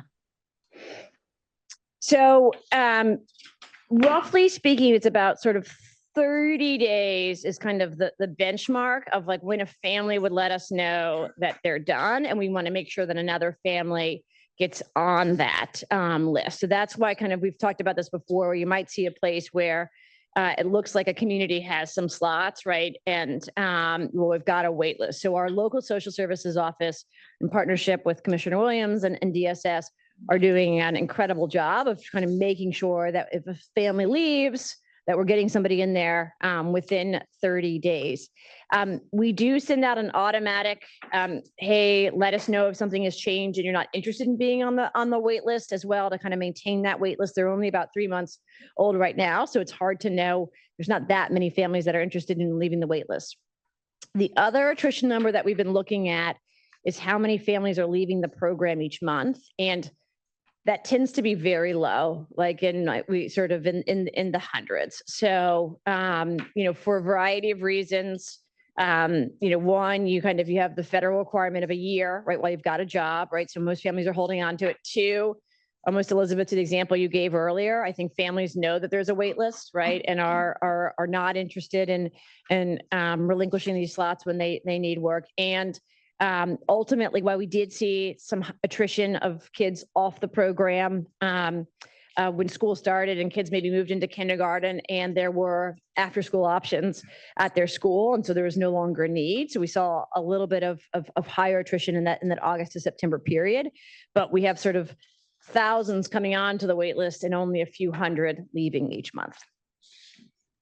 Thank you, And I Jenna. should note that the numbers reflected in terms of those blue and orange lines, that reflects both of that growth. So this is just not raw numbers of folks that applied. This is when we look at that point in time, it reflects those that have left and that have come on. So like the number of actual families that have applied since July 1st is higher than that, but that's how many actually remain on the wait list after we've sort of filled slots.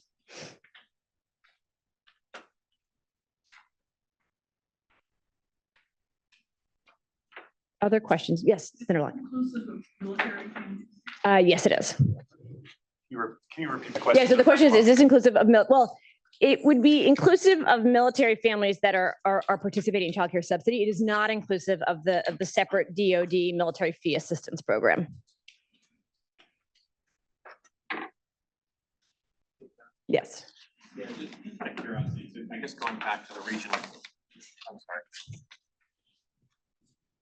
I guess going back to the regional differentiation with the capital region, if Northern Virginia localities or Fairfax in particular didn't provide for, I guess, additional subsidies with respect to buying down that the wait lists, do we have an idea of how big those wait lists would be? And I guess conversely, are there other regions of the state where localities do chip in and provide that extra cushion? Absolutely. So we can certainly go and work with our folks in capital area and understand. We've also committed to working by November 1st to understand for those localities that don't have wait lists at all, kind of what those numbers look like. Is there a scenario in which there might be a locality that has excess slots that are needed for their parental demand? So we're going to do that analysis because Senate Bill 54 and House Bill 419 require that following fall enrollment, and so we can bring that back to this body.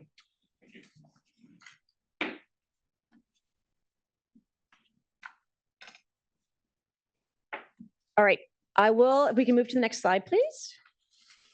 I wanted to share, as you're contemplating kind of considering this wait list, I wanted to share, and you're thinking about kind of the dynamics of the wait list in terms of birth to 5 and the school age, just a really important announcement for this work that came out yesterday. Yesterday, the Department of Education, if we can move to the next slide, please, announced publicly that we released 3,121 VQB5 profiles for publicly funded early childhood sites. In addition to that, we made all of that information available for parents via an easy-to-use online VQB5 portal that includes health, safety, and learning about all of those options. As a reminder, this is the kind of measurement and improvement system, the nation-leading measurement and improvement system that allows this body to know exactly where those public dollars are going and what experiences kids are receiving as a result of that.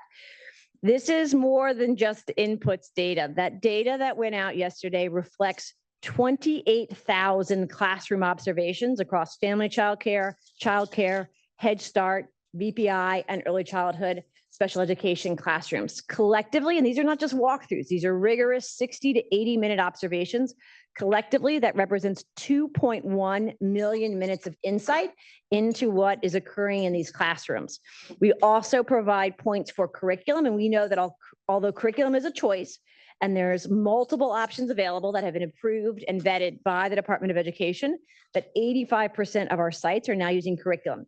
You might remember me talking to this body a year ago, and while we saw a high number of Head Start, like 99% of Head Starts and school-based programs were using curriculum, that dropped down to 45% of family childcare and just over 50% of childcare. And so that's a huge shift in terms of intentionally supporting learning and development by having these sites, these public-private sites, choose curriculum.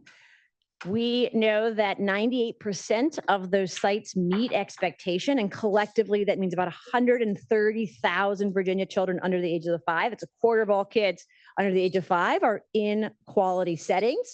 We are very excited that 79 of those sites exceed expectation. They can be considered national exemplars when you look at this observation tool, which is a national tool called the CLASS.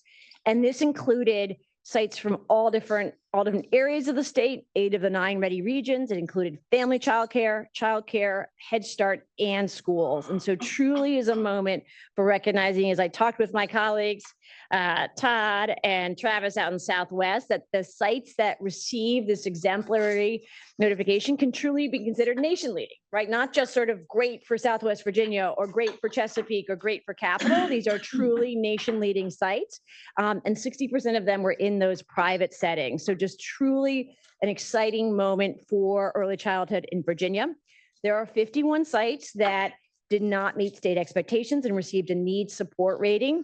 We are not striking their funding. We are not, there's not kind of taking away their public dollars. Rather, instead, we are requiring them to participate in intensive in-person site improvement planning. And so we've had our folks go out, meet with them, work with them to come up with a plan on how to improve their interactions, making sure that they are the priority for state resources like assessment and curriculum and coaching, and really sort of seeking to ensure that within a few years' time, as this program continues to grow and thrive, that no matter where you go in the state, if you rely on a public dollar, a voucher, a mixed delivery slot, a VPI slot, or a Head Start slot, that you can know that your child will receive a quality experience. So very, very exciting day for early childhood. And just again, to the point raised about comparison to other states, as Superintendent Coons and Delegate Cherry and others who went to a national conference can attest,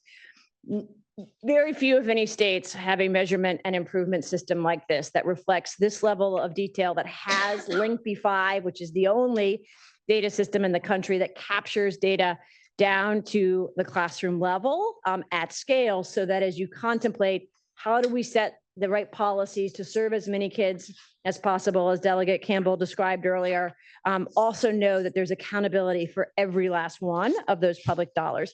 Huge thank you to the Early Childhood Foundation and our 9 ready regions, which completed thousands and thousands of observations to make this all possible. But truly, it is an exciting moment that elevates all areas of our public-private parent choice system. If we can move to the next slide, please.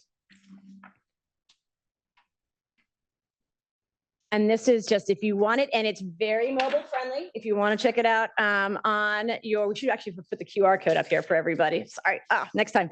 But if you want to check it out, you can type in your zip code, your address, and you can find out about the programs in your area. And so we're super excited to be able to put this information at parents' fingertips. And as we contemplate with the policy considerations and the important investment ahead, just knowing that there's accountability for those dollars.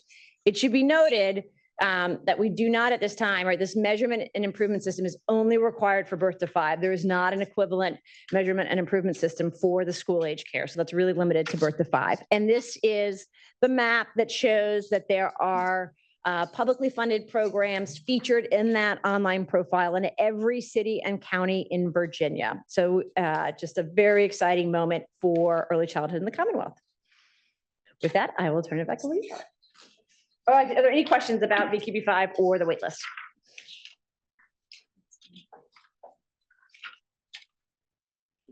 I feel like it's like between me and lunch. So. Well, you're not the only thing between everyone. So we are gonna, I know that lunch is on the back table and I'm sure people are hungry, including me, but we are gonna take a few minutes to discuss some of the waitlist data and then report out, and then we will grab lunch and take a little bit of a break. So if folks can take 10 minutes to reflect on the waitlist information that Jenna provided, and then we'll come back together and talk about that. All right, let's come back together, and this time we're going to start with red.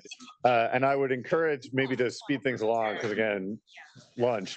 That if folks can come up when the previous person is presenting to just be ready and save some time on walking. So we're going to go red, online, yellow, green, blue. Online, you can start walking to the podium. This will be quick. Because I got to travel here. You get it? Okay. Capacity has to be expanded. Even if we had the money right now for this, we don't have the seats. And so if we had the $90 to $112 million right now, we still can't put into all those waivers because we don't have the capacity for that. And I think Undersecretary Gullickson is going to be talking about that here this afternoon on expanding capacity. Preview cursor. What happens with the enrollment cliff? We are seeing less students come into the system, but by how many? Have we stabilized? What if we go through and we build out all this capacity and then people stop having the children that we're trying to service? And so I think those are the questions that we talked about at our table. Online folks, and I think there's only one team this time. Yep, and Elizabeth wasn't with us this time, so I guess that defaults back to me. I think we were, the gist of our discussion was really around the complexity of pegging demand. And I think the comments that were just made about capacity, so you've got this dynamic with capacity and demand. And in some parts of the state, capacity actually had the capability of limiting demand. So there are likely, especially in places, and I think this was captured in the last meeting, places in the state that are childcare deserts where demand did not build and is still not building because there's not a culture of available childcare. And I don't want to make this about ballad, but just an anecdotal piece of information. So that's the situation we're facing in Southwest, where we've actually created 500 new slots and made the capital investment in it, but the slots aren't filling because the subsidy isn't available. So that's a little bit of a unique circumstance. I don't know if that replicates at any kind of scale across the state, but there is this dynamic where capacity and demand interrelate with one another that creates some complexity to this. So I think there is some danger in oversimplifying what demand looks like in certain parts of the state. And that was how our conversation largely went, unless someone else wants to weigh in from our group. Great. All right. So yellow next and then green after that. The yellow group focused primarily on the bifurcation of the school, of the birth to 5 and then the school age, and really just try to look at that entire dimension. So our belief is that we should focus primarily on the birth to 5 in our discussions. Secondly, we certainly don't want to neglect, obviously, those that are school age, but look at programs such as the 21st Century Grants and others. Can we find alternative sources to be able to support that group? And Kathy, I don't want to misspeak, but I believe what we heard at the table is that Virginia proportionally spends more on that school age than we necessarily do birth to 5. So just kind of pivoting that back to birth to 5, finding creative funding solutions for those that are in the school age population. Next up, Green. All right. Well, first, we want to celebrate VDOE and the Early Childhood Foundation. We're just blown away by how many classroom observations you did. And we are already nerding out on the app, so it does work on your phone. And then we also were just very much focused on that infant and toddler waitlist amount, and would love to dig in and start with the commission on the school age. We know there's almost 95 million going to existing slots for those 6 to 13-year-olds.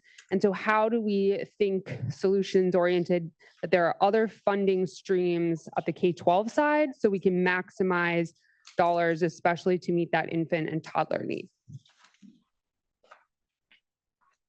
All right, and from the blue table, trying to figure out what is our target as far as the wait list is concerned. Is it 75% of the 50?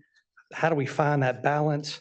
And I think we need more look at trying to get more data to get there.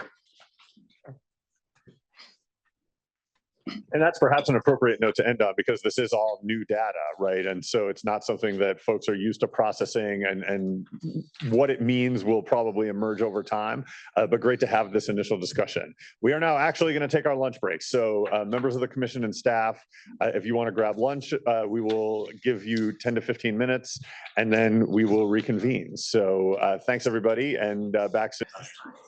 We'll come back to order. We just in looking at the schedule for the rest of the afternoon, we feel very comfortable that we're going to still end on time. So don't be dissuaded by where we are relative to the agenda. So this section is actually titled, "How do we grapple with these dynamics and issues?" But really, it's just a setup for Delegates Corner and Boulevard to talk a little bit more about some issues, as well as some of the concluding comments. One of the things that struck me both in the group conversations that we had at our table and just listening to everyone, the complexity of it all, right? We have moving parts. We have, if we look at things such as quality, access, affordability, all those things, and if you move this, what happens on the other side, just as we were talking about with the last group.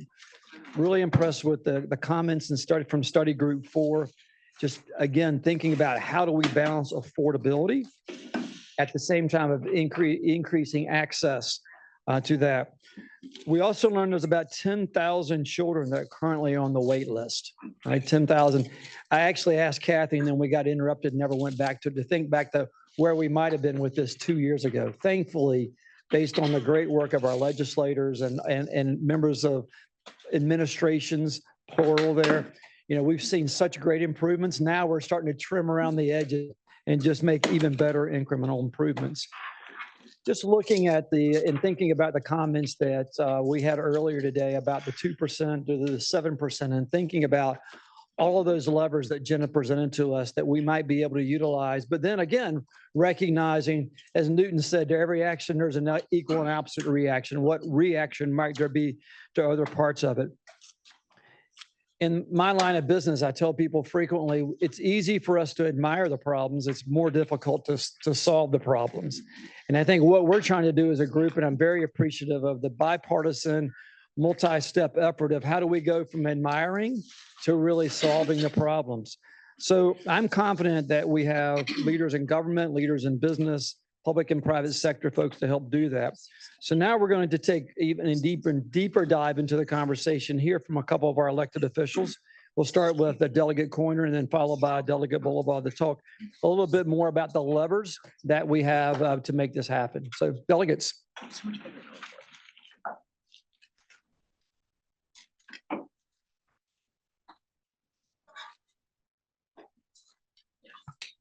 Maybe only thing worse than standing between you and lunch is speaking after lunch when everybody's like, well, we are both really appreciative of the work of everybody for what we've done so far this year. And our goal is to help us focus on the fact that we have one more meeting, November 1st, before we have that December 1st report due. And so trying to ground us as we finish up here today and head into that final meeting to help us all focus in on our tasks. So I start every commission meeting as our chair reminding us, or someone else reminding us, of our vision and our mission for our work here. And I think that's critically important because there are so many other things related to early childhood or education as a whole or workforce we could bring into the conversation, but trying to keep us really laser focused on our task, which is the financing of Virginia's early childhood care and education system. And as we think about that charge and what we've been tasked with doing over the last several months, we've had conversations about parental demand, co-payments, program requirements, private sector engagement, innovation. And it's clear that every topic we've touched on through our meetings over this year somehow connect us back to how we finance our early childhood care and education system. And so really a request in looking at that, we give really careful thought to how we can most effectively and efficiently finance our early childhood care and education system so that our end goal are that we have the most robust workforce that we can, right? Parents who feel confident that their children have access to high quality care and education while they go after and succeed in the best career opportunities that they have. So as you can tell by all the information that our friends, the Department of Education, have provided at our meetings, and thank you, Superintendent Coons and Jenna Conway, for all of your help. We, I think, have gotten better at understanding the supply and demand needs of our system. Elliot made the comment sitting at lunch, how engaged we are as a Commonwealth on these conversations, and every person at every table has just been so engaged in really understanding what's going on. This growing ability that we have because of the data that's been collected, I cannot wait to play with the new tool to see even more of it on a regular and timely basis, will help us better plan and project out parent demand and funding needs in the future. In order for our families to work, attend job training, get more education, and pursue greater self-sufficiency, which is our goal, while putting their children on track for success in school, we need to ensure that eligible families have access. And again, that comes back to our task with finance, right? Access and quality equates to our ability to finance the system. So in looking at, as we gear towards November 1st, thinking about all these levers that are being pulled, focusing in on a data-informed decision, right? We all have lots of thoughts and feelings about different things, but paying attention to the data that we've received, the numbers, the formulas, and I know we'll get follow-ups to some of the questions that were raised here today about if we move different things, what happens. But paying attention to those so that we can accurately project funding levels needed to meet parent demand for childcare services. This will not only prevent us from repeating the waitlist conversation, right? We talk about the waitlist at every single meeting, and part of that funding and that financing piece is that we at some point don't have to keep having that conversation around the waitlist every year. And remembering that wait list equates to families working and children receiving education and care. Unmet parent demand for childcare is essentially a loss or a leak in our workforce pipeline too. So I think that's critical to remember, right? Every family on that wait list could be working, but for that gap in service.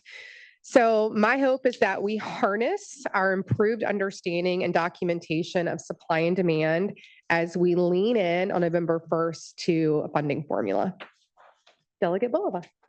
Thank you. I'm going to stay up here for moral support because you supported me. Very good. Well, I appreciate that. And really, I just wanted to add on to Delegate Coiner as we transition from the data collection stage to really starting to focus in on, again, what are those strategic levers? What do we want to come out of this body as we approach the 2025 session and beyond? I think it is important, and this is by design. I deeply appreciate Carrie's leadership on this, but this is very much a bipartisan effort. And so I think that sets us up on a good foot moving forward. I also want to acknowledge on the topic of bipartisanship, thanks especially to Senator David Suderline for giving me his pecan pie. After I expressed disappointment in my chocolate cookie, and I looked at his pecan pie and he said, "Here, you can have that." But anyways, as Delegate Coiner mentioned, we really have come a long way in a very short period of time, and that's impressive. And so, that includes last session's very historic funding that we went ahead and put in, to the improved data collection. And I think we saw today really the power of what that data can do in terms of making the conversation more robust. And there's more data being collected all the time. And I think that helps us to really focus our conversations and make good, wise, strategic decisions. And then there's the outward facing part, right? And so when you think about all the things that are important here, it is about families' abilities to access information and to be able to make the choices that are best for their particular family circumstances. So I'm actually really looking forward to getting on to that online portal and being able to test that out and getting that out to my constituents. As you've heard from Jenna and DOE, there are more families that are seeking participation in our program. And so that's exactly what we want, right? We've built up a system that I think is gathering a great reputation. And so it's not surprising that people are taking notice and they want to participate in that. And so this is really a very important part of our economy. It's an important part of our workforce development. And it's also just a really great way to help families become self-sufficient and successful in the long term. But I think the reason we're here is we all understand that why we've gotten a great start. There's still a long way to go. And it's kind of an anomalous, or the same that we have with early childhood education, right? Is you want to give kids that great start, but you also have to have great kindergarten, you have to have great elementary and high school in order to be able to pick up on that progress. And so that's exactly where we are today. And it's particularly important when we look at our financing strategies as those continue to evolve and we continue to seek ways to go ahead and meet the demand needs. I think ultimately, what we are trying to seek is very much along the lines, as imperfectly as we're doing it, what we do for re-benchmarking for K through 12 education, right? And so it's a way to address challenge or changing demands, parent preferences, and then fluctuating funding, and to ensure that we are keeping the system whole and they were keeping up with that kind of demand. I did want to really kind of point out one very tangible thing that we put in last year where we had some success and where we left some opportunities on the table. And so it was mentioned a couple of times that Senator Locke and I had introduced House Bill 419 last session. And there were a couple of different parts to that. And that did pass. And in fact, some of the data that we were talking about today was as a result of that effort. And that was a real team effort. And I really appreciate that. However, there were two parts that didn't make it through. And so one of them was to actually establish a family demand funding formula that anticipates growth in response to parent demand based on enrollment, wait lists, and parent demand growth prior to the biennia. The other thing that House Bill 419 would have done would be to create a non-reverting fund to protect and redistribute funds intended for early childhood care education services. And so I think we talked about that a bit today with respect to, hey, if we can get savings in particular programs, the desire to ensure that that's going to increase services in other parts where we need those. And so I think we're familiar with the budget, that we perpetually provided more money than we needed for VPI, but that was always swept away at the end of the year and put into the general fund, as opposed to ensuring that it didn't go into other buckets where we do know that there was actually demand. So all of this is to say that that ultimately, as Delegate Coiner went ahead and mentioned, we need to be able to boil down the very meaningful, rich, and robust conversations that we've had over these last couple of months and turn them into tangible action items and strategies that even legislators can understand, right? And so that's something in my advocacy that we always talk about is it's great to talk about big picture, but ultimately we in the General Assembly have to vote on not concepts, but actual words on paper. And so that's kind of our charge to you is that we've put in a lot of work over the last couple months. And we're going to be boiling down to the next meeting in order to be able to put those into fruition, into recommendations and findings that hopefully we'll be able to make actionable during the 2025 session.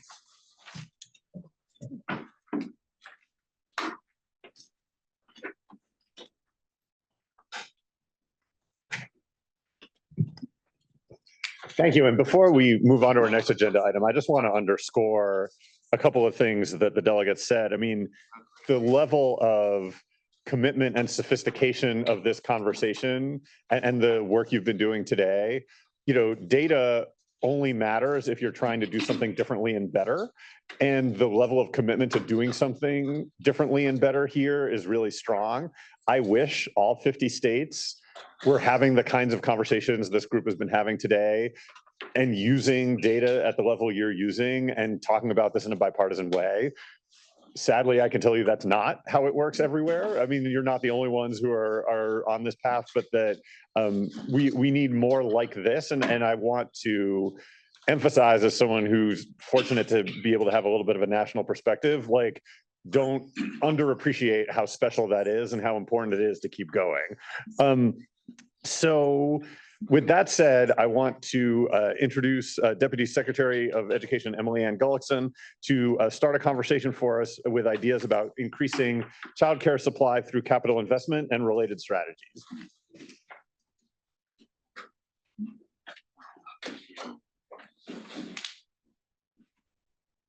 All right.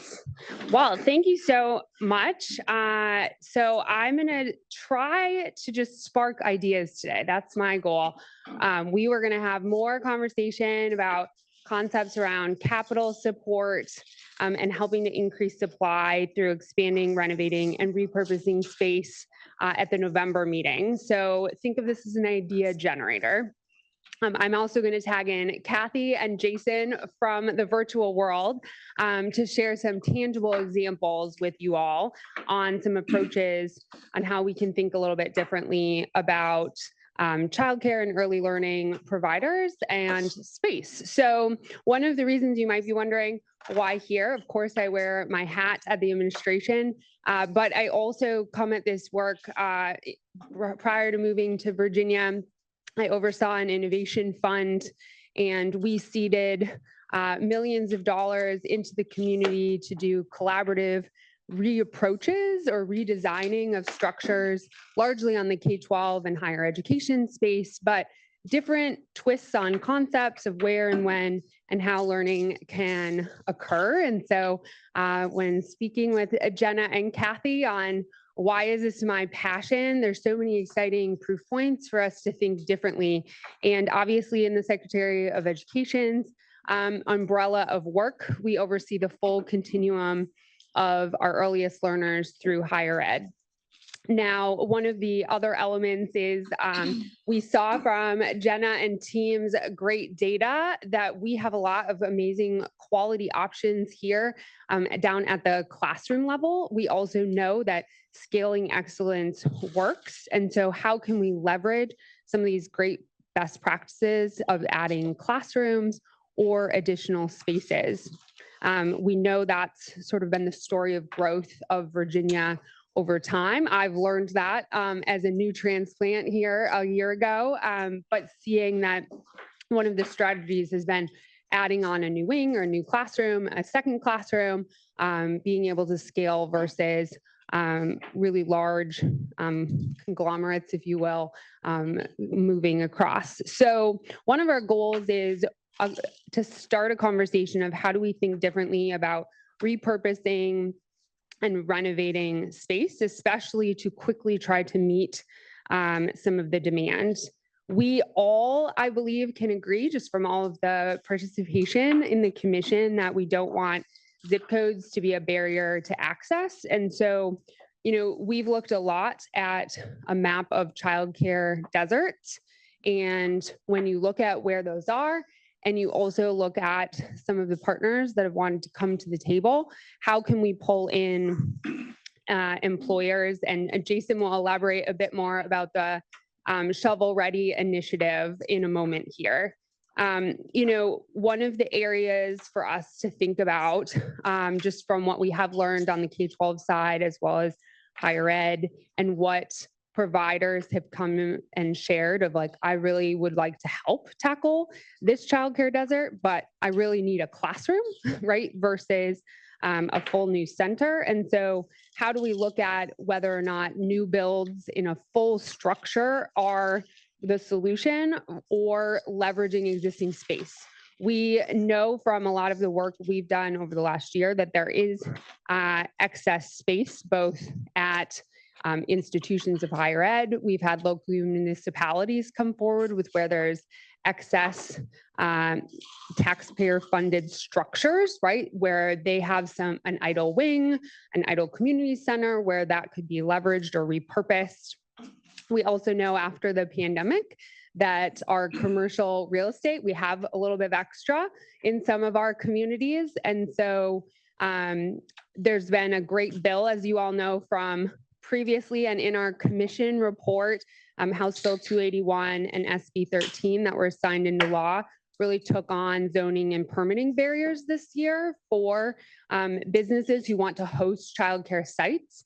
And so how do we leverage that great work that both the commission did and our General Assembly members, and think differently about space to support efforts on pulling in employers, empty buildings, while also adhering to, we have to then foreshadow and predict in some of our slot modeling where there are regions with growth. One of the things you see every month, sometimes it feels weekly or daily on my email account, but we are adding new companies, right? And so in conversation with some of our communities, like those on the Eastern Shore who have added lots of new space companies, which means lots of new employees that weren't necessarily part of the former modeling. How do we account for those new ads? And they're thinking differently about excess space in a very unique community stretch on how might we set up or scale an effective classroom or single site provider to get them to come and support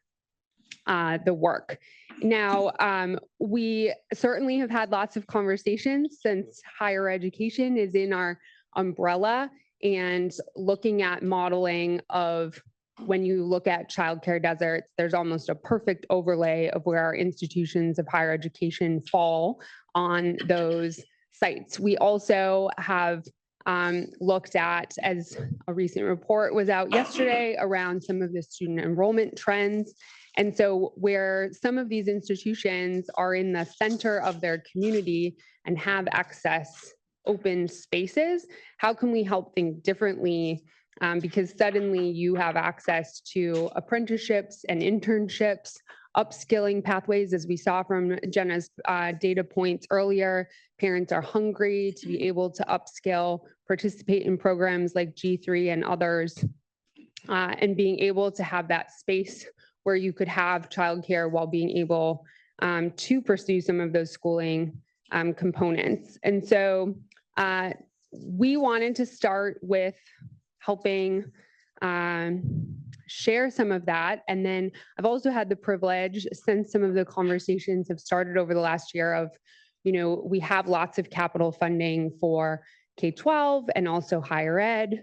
It's been fun to hear some of the innovative approaches that providers have flagged of, this is what I wish I could do. This is the kind of building I wish I could go into, but I don't know how, because there isn't necessarily a capital support where I could quickly refurbish open spaces in order to provide and meet that need for the community next door. Some of you as lawmakers have also reached out and said, hey, I've got providers in my community. They have these brilliant ideas. How do I help them meet our demand and pent up interest? And then also with all of the new zoning and permitting laws and changes that were pursued at the legislature, there's been employers also saying, hey, heard about this new law. How can we help take access and make this come into fruition? And so my job is to start the conversation. And so, Jason, I'm hoping you're up in the ether, and I want to tag you in to speak momentarily about the Shovel Ready initiative and just your perspective on thinking a little bit differently about renovating and repurposing space from that great work you're doing. Absolutely. Well, good afternoon, everybody. Again, great to be with all of you. Excited about today's conversation. Can you all hear me okay? Give me a thumbs up, Emily Ann. Okay, great. Yeah, so I'll just take this as a little bit of an update, but also a little bit of encouragement about a dialogue that I think is really, really important. Like many of you, I've been just kind of watching, what's happening across Virginia as different communities, different community leaders, community institutions, including businesses, are trying to figure out basically how do you solve this complex problem around providing childcare. Of course, in the case of businesses, they're primarily thinking about that from the perspective of their employees.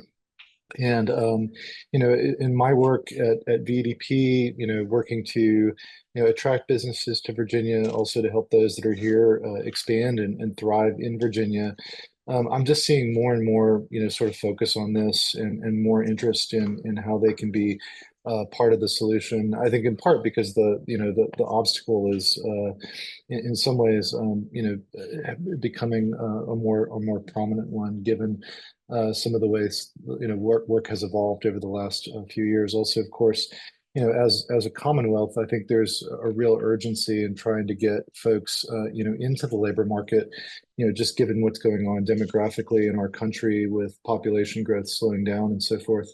So I think the more that we can do on this front will be important in that respect as well. So Emily Ann mentioned something called the Virginia Business Ready Task Force, or excuse me, Shovel Ready Task Force. This is it sounds a little bit like site development. It is not site development, although that's really important too.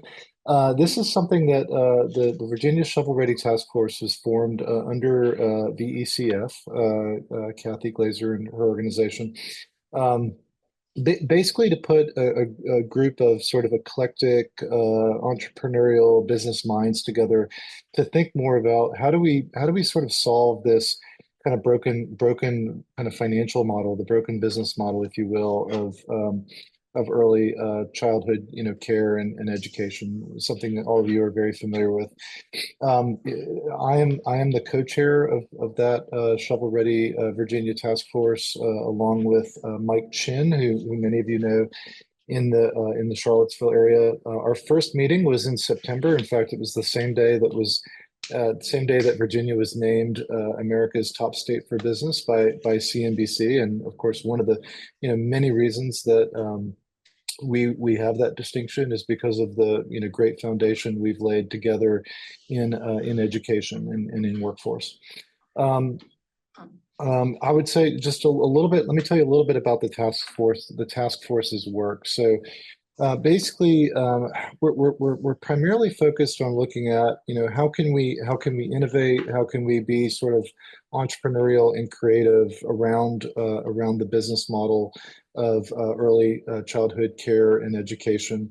We did spend some time looking at the business model, looking at the cost structure. It won't surprise you guys to know that the capital related facility stuff is a very material part of that, and obviously a big obstacle when it comes to expanding services. And so what we're really trying to do is kind of bring some fresh creative thinking to the table from a very diverse and eclectic group of entrepreneurial minded people to basically look at how we can solve some of these problems. So, obviously, some of this comes down to just the brick and mortar, and of course, we love new shiny new centers, but we're also looking at ways that we can get a little bit kind of scrappier and more creative and cost effective. And look for ways that we can enable sort of a lighter lift, or at least lighten the lift involved in adding facilities and space and so forth. So we're looking at different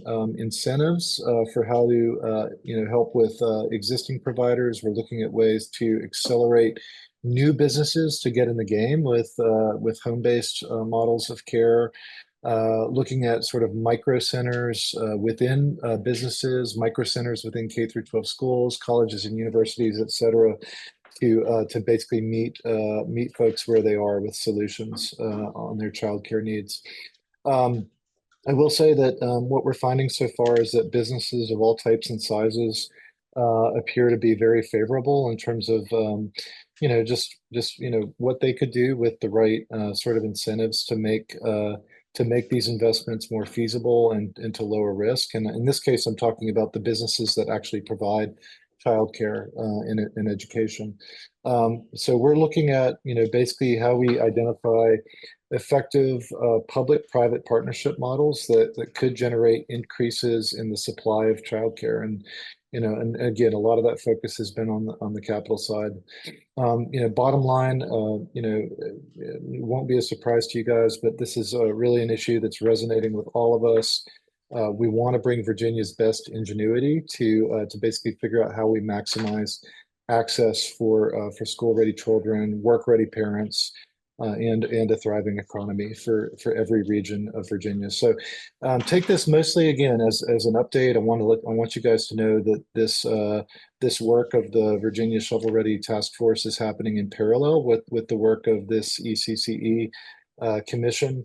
I do think that Kathy and I, there's probably one or two others in the group that's meeting today who are part of this Shovel Ready Task Force work. But just please, if you have ideas on this front about just things you want us to explore, or things that that just might be like a little bit of a crazy idea that you'd like to have a group of kind of entrepreneurially minded business folks discuss, please feel free to give that to me, give it to Kathy.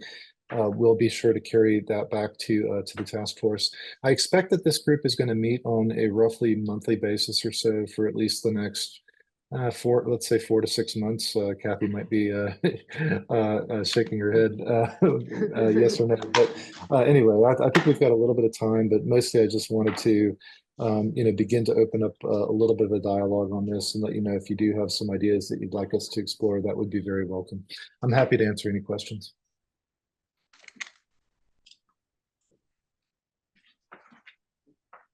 One second, Jason. Hi, Jason. This is Carrie Coiner. In looking at when businesses and companies, when we're attracting them to make Virginia home or expand, and we're competing for those, I'm just thinking through some of the big names who've been added to my area recently, and we did not hear as part of those conversations early childhood and childcare being a focus in that. So really just looking to see if, going forward, when we do have opportunities that we start to help our local economic development partners sort of help us roadmap what their needs are in that area and make that part of the conversation with new employers, right? About perhaps how we can help them be part of our childcare solution when they come to their region of Virginia. Yeah, no, that really resonates with me. I will say, you're right. I mean, typically those conversations start with very fundamental questions around like, where can I find a site that works? Where can I find, sort of a workforce of size and quality and specialization that works for my economic development projects? And I think those are always going to be the fundamentals. I will say increasingly, we're seeing more projects ask about, childcare. I also think that because, most states are pretty far behind on this issue of early childhood, care and education, most businesses assume that the answer is not going to be very good. And so I think if we sort of lead with it, I think that could be something that becomes part of our sort of, case for Virginia, along with the many other good reasons. In fact, I've already worked very closely with Kathy and her team at VECF to basically articulate sort of the case for Virginia on on ECCE, so that we can basically lead with that and make the case that Virginia is a leader in that area. That's going to become part of our standard marketing pitch.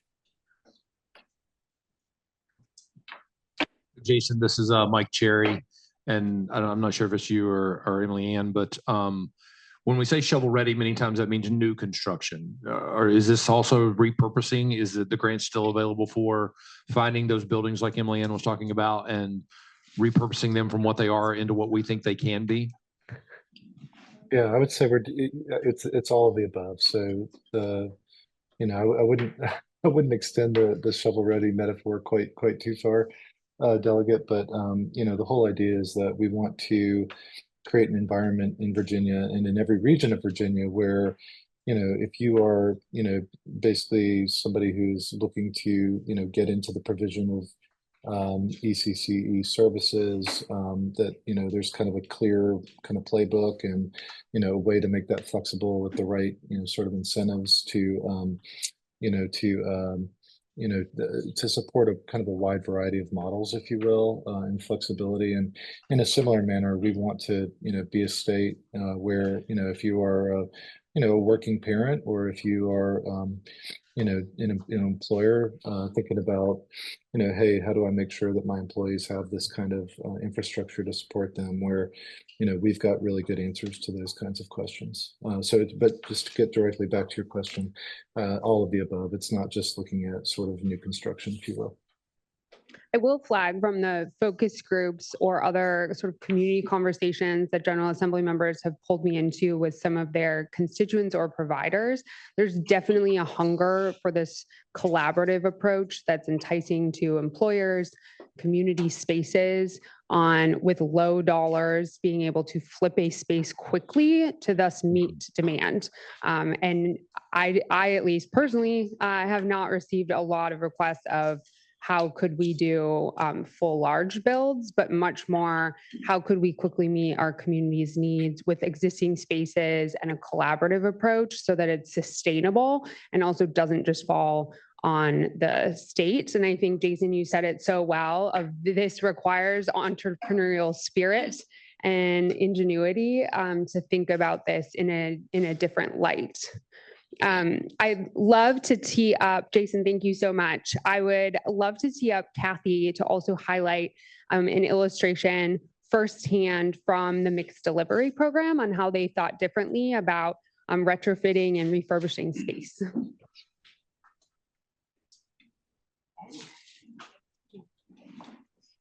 Thanks very much. And I'll just start with saying, under Jason's great leadership, the Shovel Ready Task Force is thinking about, their sort of total aim is figuring out how to overcome these stubborn gaps that still persist in the supply, as well as building out the talented workforce around childcare.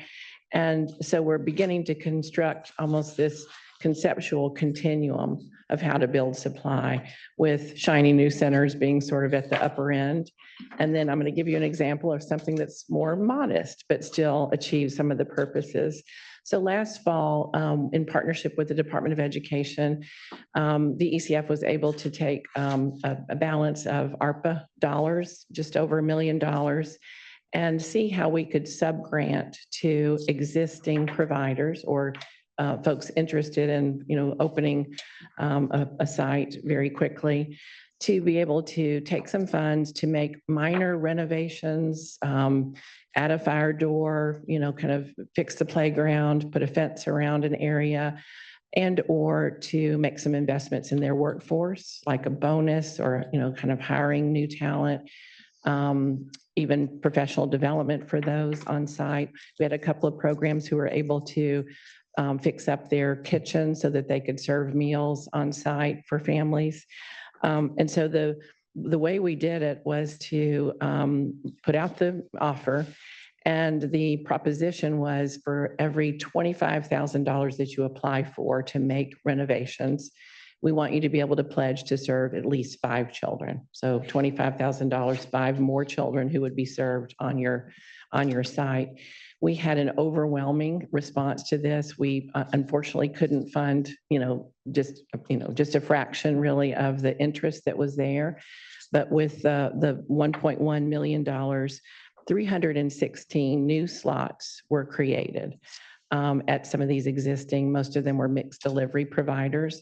Mixed delivery gives us a great chance to it's our little engine that could. It's a great place to innovate and try out some of these pilots. And we felt really proud of the way that these providers responded. In some cases, it's, they have the capacity to serve more children, but they need to make sure they get another teacher in the classroom, or again, minor retrofittings to make sure that they can keep ratio within the spaces that they have. So those 316 spaces, they were in 7 of our 9 ready regions, so nicely spread across. There were slots for infants, toddlers, 2-year-olds, and preschoolers across the board. And they were created and enrolled by January the 1st of 2024. So just, start of this year. And we're really excited to see how well they responded to this challenge. And so for $1 million, that actually turns out to be just under $3,500 cost to create a new slot. This isn't talking about the cost of the services in the slot, but building out the supply, thinking about, this kind of economy of scale of $3,500 to create a new slot is pretty affordable, and I think a really great example. The folks applied for, many of them applied for the minimum of 25,000, were able to serve at least 5 more children. Some applied for larger grants and were able to, again, serve many more than we asked them to. So maybe for $100,000, they were able to serve, 35 children, additional children. We had some, amazing stories that we heard from them, that there was one community that has 1 licensed childcare center in their county. And they said that this expansion grant allowed them to serve more children than ever before, and also gave them the opportunity to increase teacher pay and support several teachers pursuing their associate degree in early childhood. We had another site that said that in addition to increasing the number of mixed delivery slots, the expansion grant allowed them to hire 2 new teachers and a dedicated cook. And they were able to increase efficiency by making kitchen and laundry service upgrades on site. So there's just a few examples of a really modest way of increasing space. 316 may not sound a lot, but I tell you, for those children and families, it means everything. So thank you. Thanks, Kathy. And I think that's such a great example that it can be lower cost, but high ROI. So I'm conscious of time. I'm also conscious you have Post-its at your table. And so this is either going to be a share out, or you can write it down, because we want your thoughts so we can best inform our November part 2 conversation here. What is resonating? What are innovative solutions that you've heard about, whether you are a provider, whether from talking to your constituents in your community, or questions that you really want us to explore ahead of the November conversation around this concept of how do we think differently about renovating, repurposing, retrofitting space. So you can either write on the Post-its on your table, and we will collect those at the end of the meeting, or we're totally open to also hearing some share outs.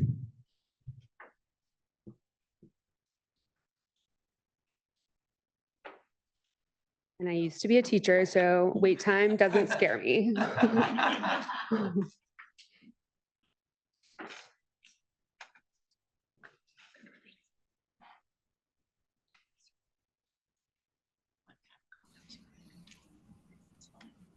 I'll just say quickly, just offering appreciation to Department of Education and this group for the amazing work that's being done with a very complex issue. I think it's really difficult to consider all the needs of all the different constituents effectively. And I see that balanced thought process playing out here and with the Department of Education. And I'm thankful for the intelligence and thoughtfulness that's being brought to bear and Virginia's continued leadership in early care and education. It's remarkable, and I'm very grateful for it. Emily, and one thing I wanted to add that struck me as you were talking and as Kathy was talking about the dollar figure investment to create a new space, and that's actually a sustainable space, right? Because it's capital improvement. You're creating environments that can host more children on an ongoing basis. So for a one-time investment to have that kind of long-term impact is really a powerful aspect of this as well. Thank you.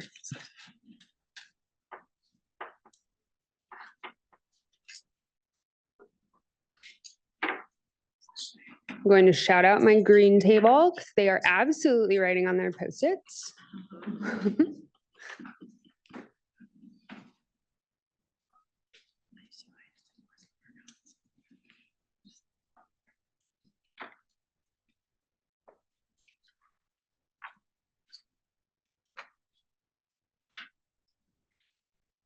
Still have 2 minutes. I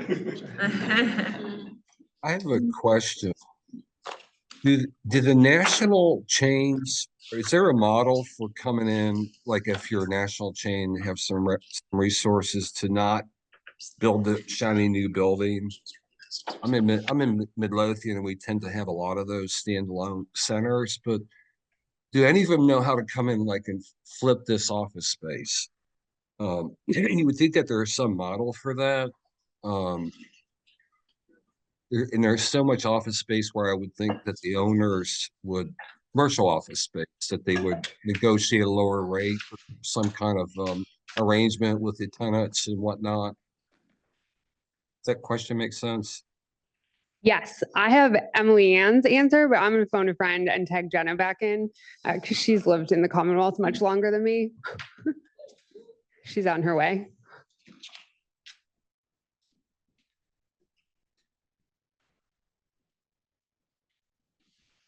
Just real quickly, I've come from the mental health field, and we've gone on in and have done that multiple times to create ABA clinics and mental health clinics.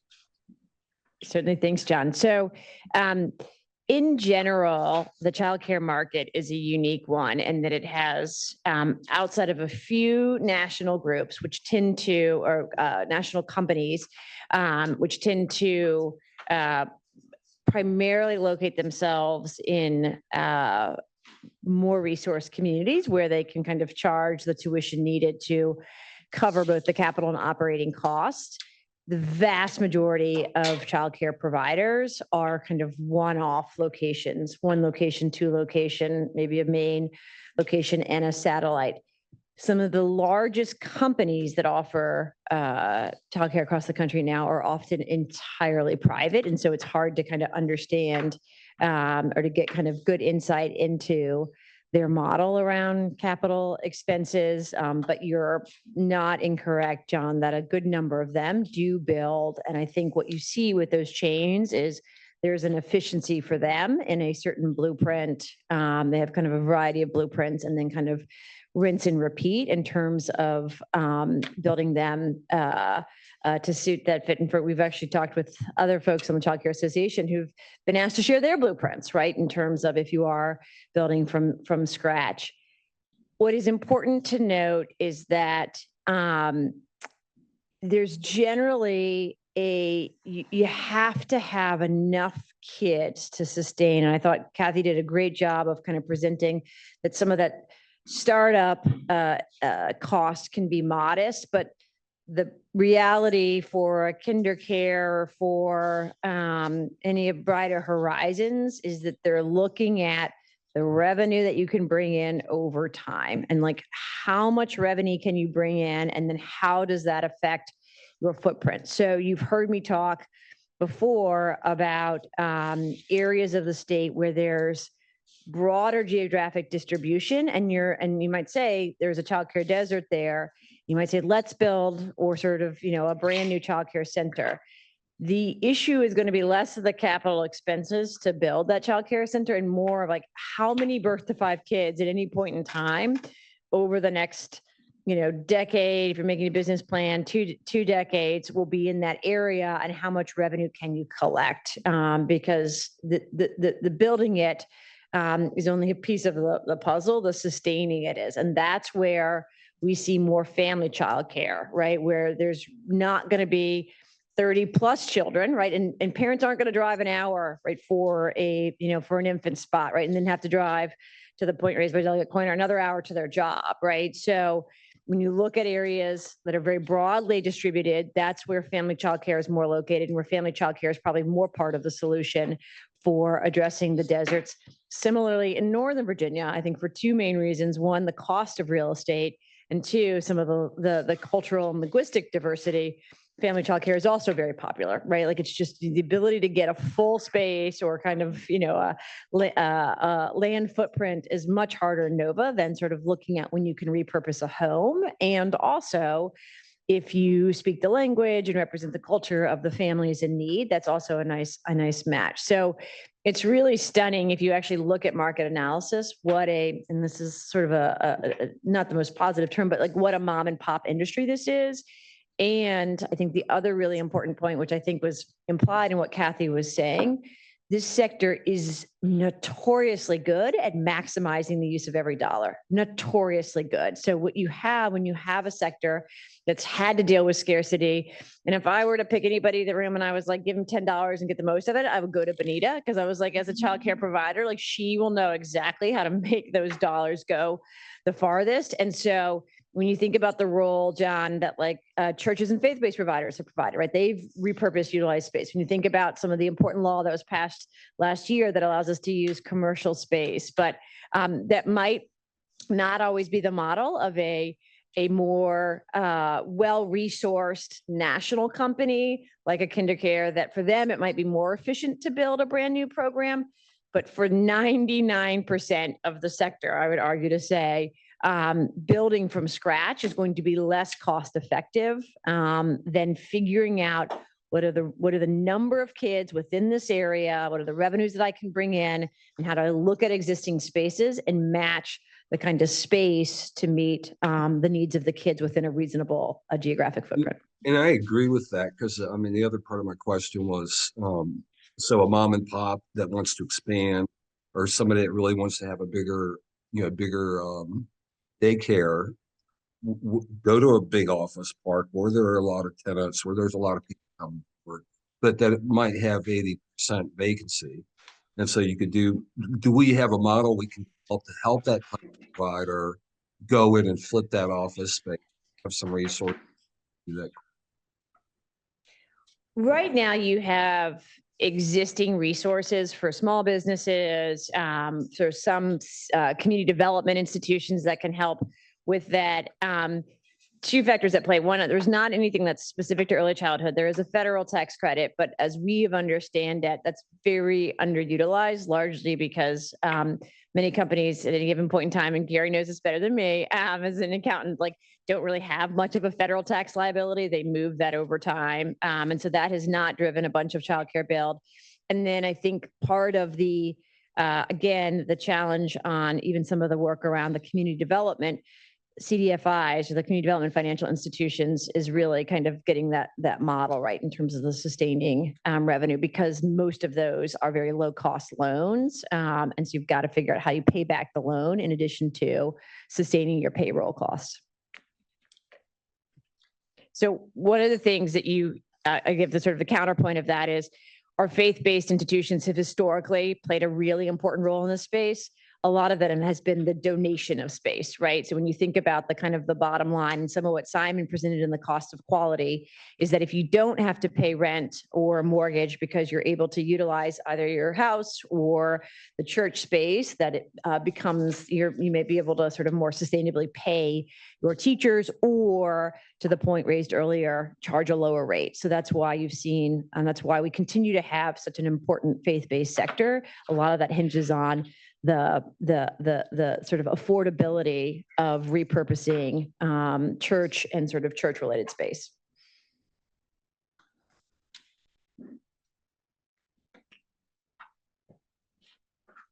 All right, well, we will collect your Post-its. Again, today was just part one, starting to get the ideas flowing. Certainly send any key questions you have Jenna and Kathy's way so we can make sure that we format that structure right in November. But we'll gather those Post-its or thoughts. If you're online, sorry, you don't have Post-its, but please throw it in the chat and the team will gather that. And I'll turn it back over to Elliot.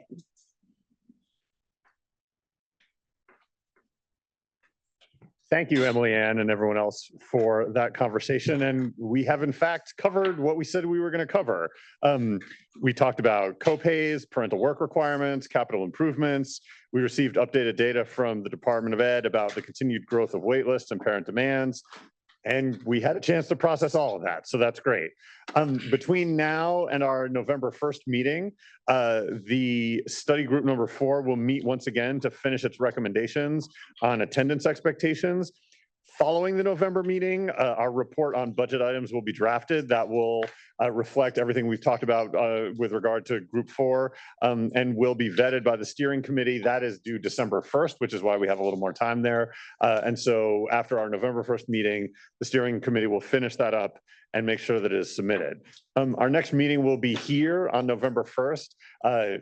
Should definitely take a moment to say a big thanks to Williams Mullen for hosting us today in this beautiful space. And with that, thank you all for your work, and I will turn it back over to Gary to close us out. I would just, on behalf of Delegate Corner, just add my thanks to everyone for their engagement, really rich discussions today. I've enjoyed, as a CPA, I love the numbers, by the way. I could just stay here all day long and keep on working on the numbers, but I realize not everyone gets as excited, Jenna, as I do about that. So thank you for that.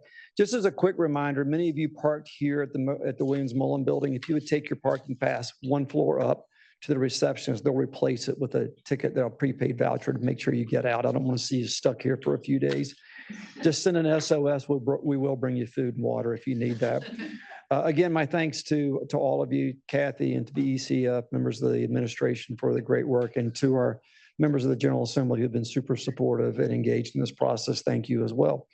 Otherwise, we'll look forward to seeing you on November the 1st. Have a good and safe travels back to wherever you may be from. Thank you.